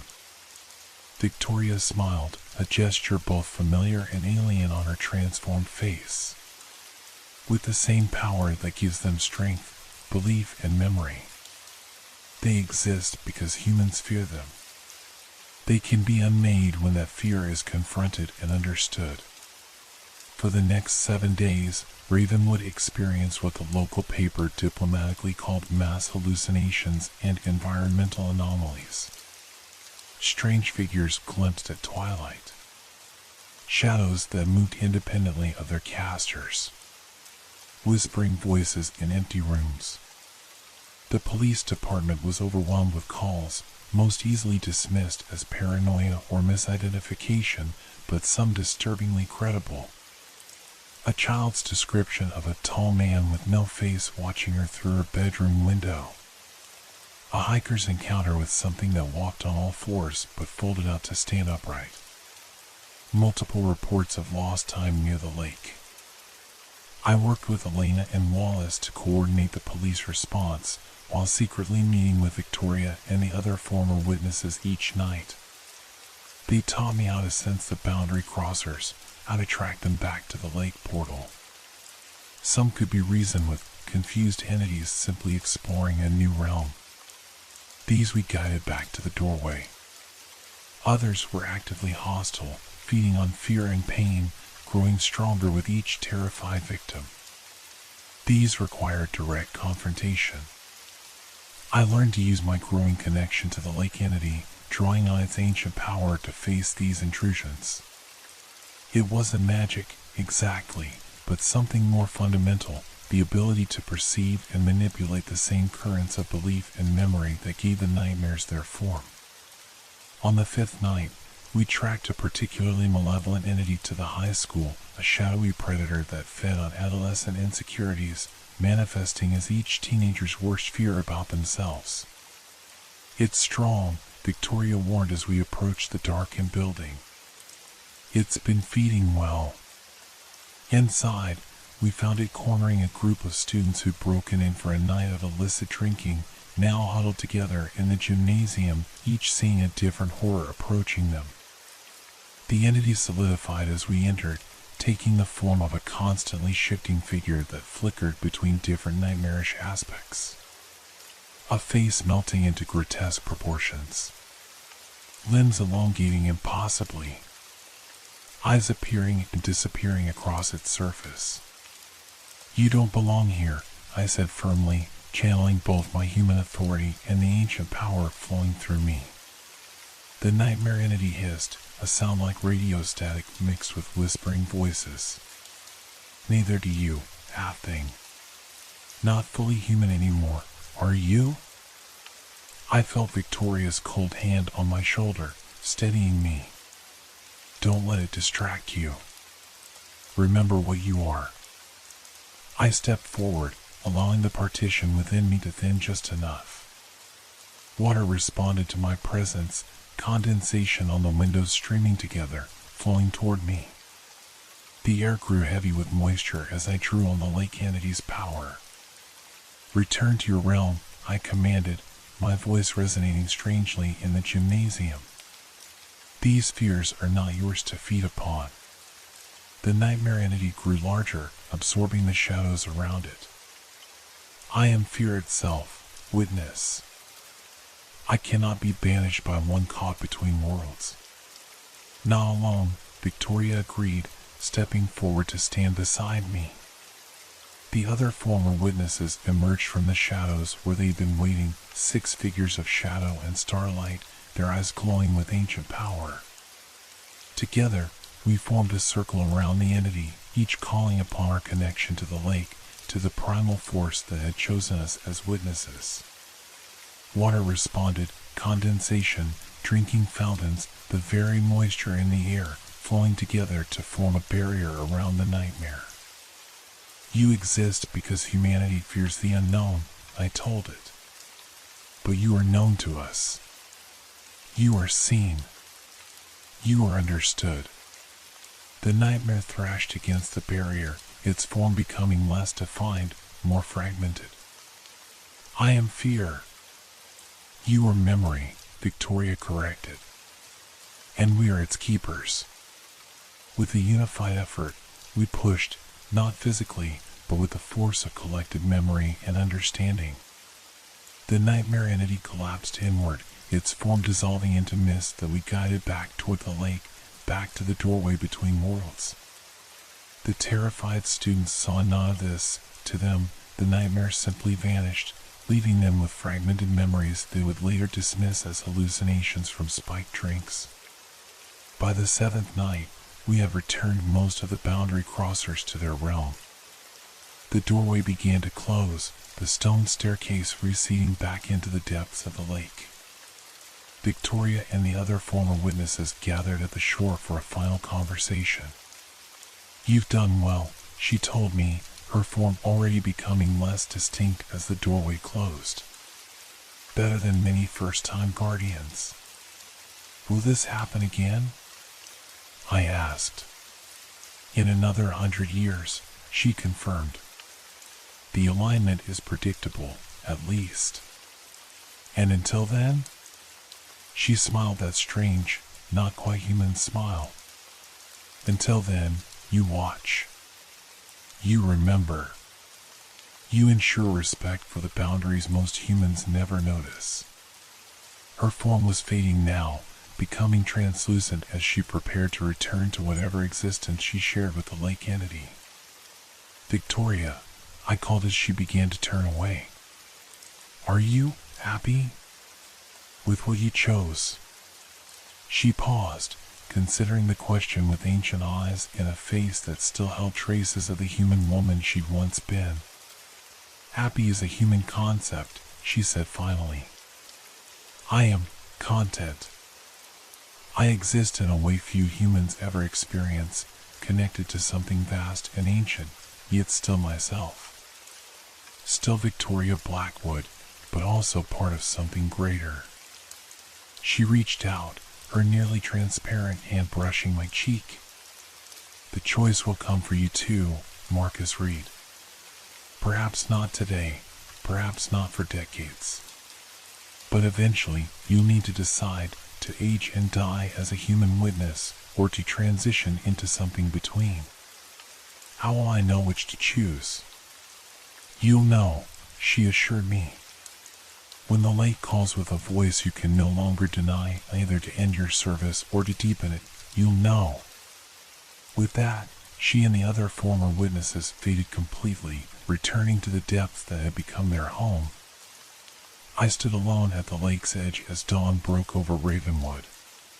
The water was calm now, showing no sign of the impossible doorway that had opened beneath its surface. To casual observers, it was just a lake again, picturesque, occasionally moody, but fundamentally ordinary. But I knew better. I could feel the entity watching from the depths, its attention a gentle pressure at the edges of my consciousness. Not intrusive now, but companionable. The partition we established held, but had evolved into something more nuanced, less a wall than a permeable membrane, allowing communication without overwhelming my human identity. You performed well as guardian, its voice whispered in my mind. We did, I corrected. All of us together. I felt its acknowledgement, a ripple of something like pride. The cycle completes. The boundary reseals. Now we return to watching, to remembering, to coexistence, I added.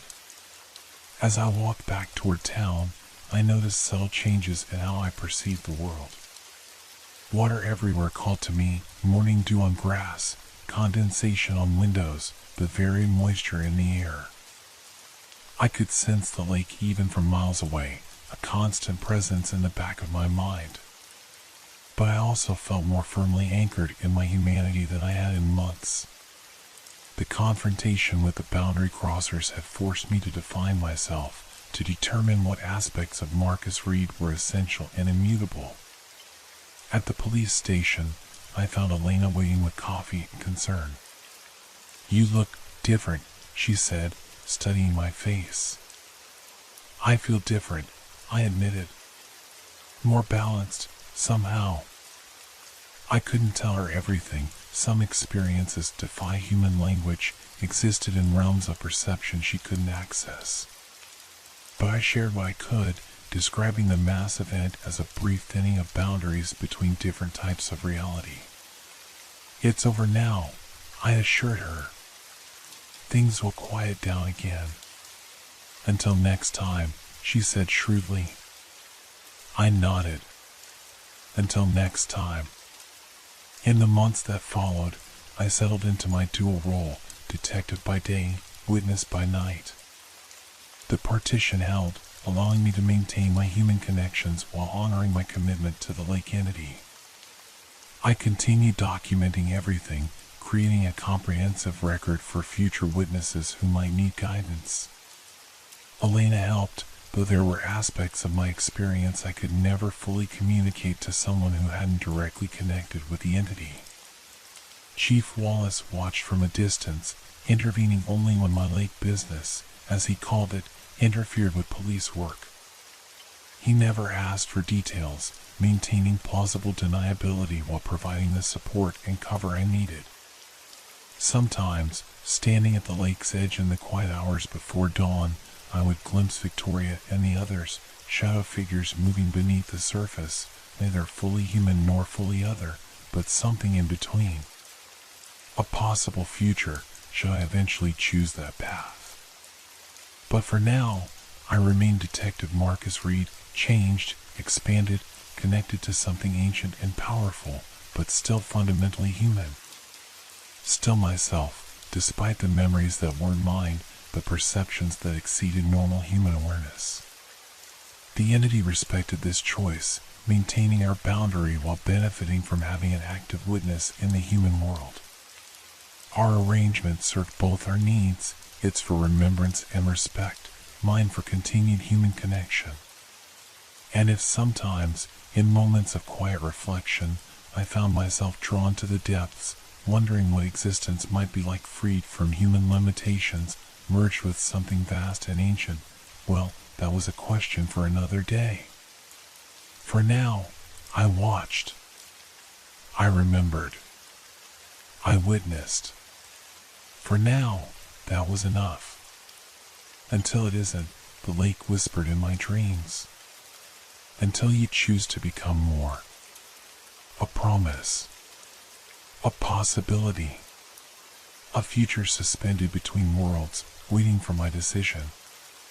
In my apartment overlooking the town, I finished the final entry in my witness journal, documentation for whoever might come after me, whether in 30 years or 100. The shadow has a secret. It isn't something separate from us, something alien or other. It's the part of reality we choose not to see, the depth beneath the surface we prefer to ignore. To witness is to acknowledge this deeper layer of existence, to remember what others forget. It changes you, this witnessing. Opens perceptions most humans never access. I don't know how long I'll remain Detective Marcus Reed. The pull of the depths grows stronger with each passing month. Victoria lasted 30 years before choosing transition. Others barely a decade. Some, the legends say, resisted until natural death claimed them, choosing to remain fully human until the end. Whatever I ultimately decide, know this, the choice is real. The boundary is permeable but persistent. You can witness without losing yourself, but you will be changed, expanded, connected to something beyond normal human understanding. The shadow's secret is simple. In the end, there is no absolute separation between witness and witnessed. There is only the choice of where to stand on the spectrum between how much of each world you choose to inhabit. Choose wisely. Choose consciously. But know that either path has its value, its purpose, its unique perspective. I am Marcus Reed, detective and witness. For now, that identity holds. Tomorrow, we shall see what tomorrow brings.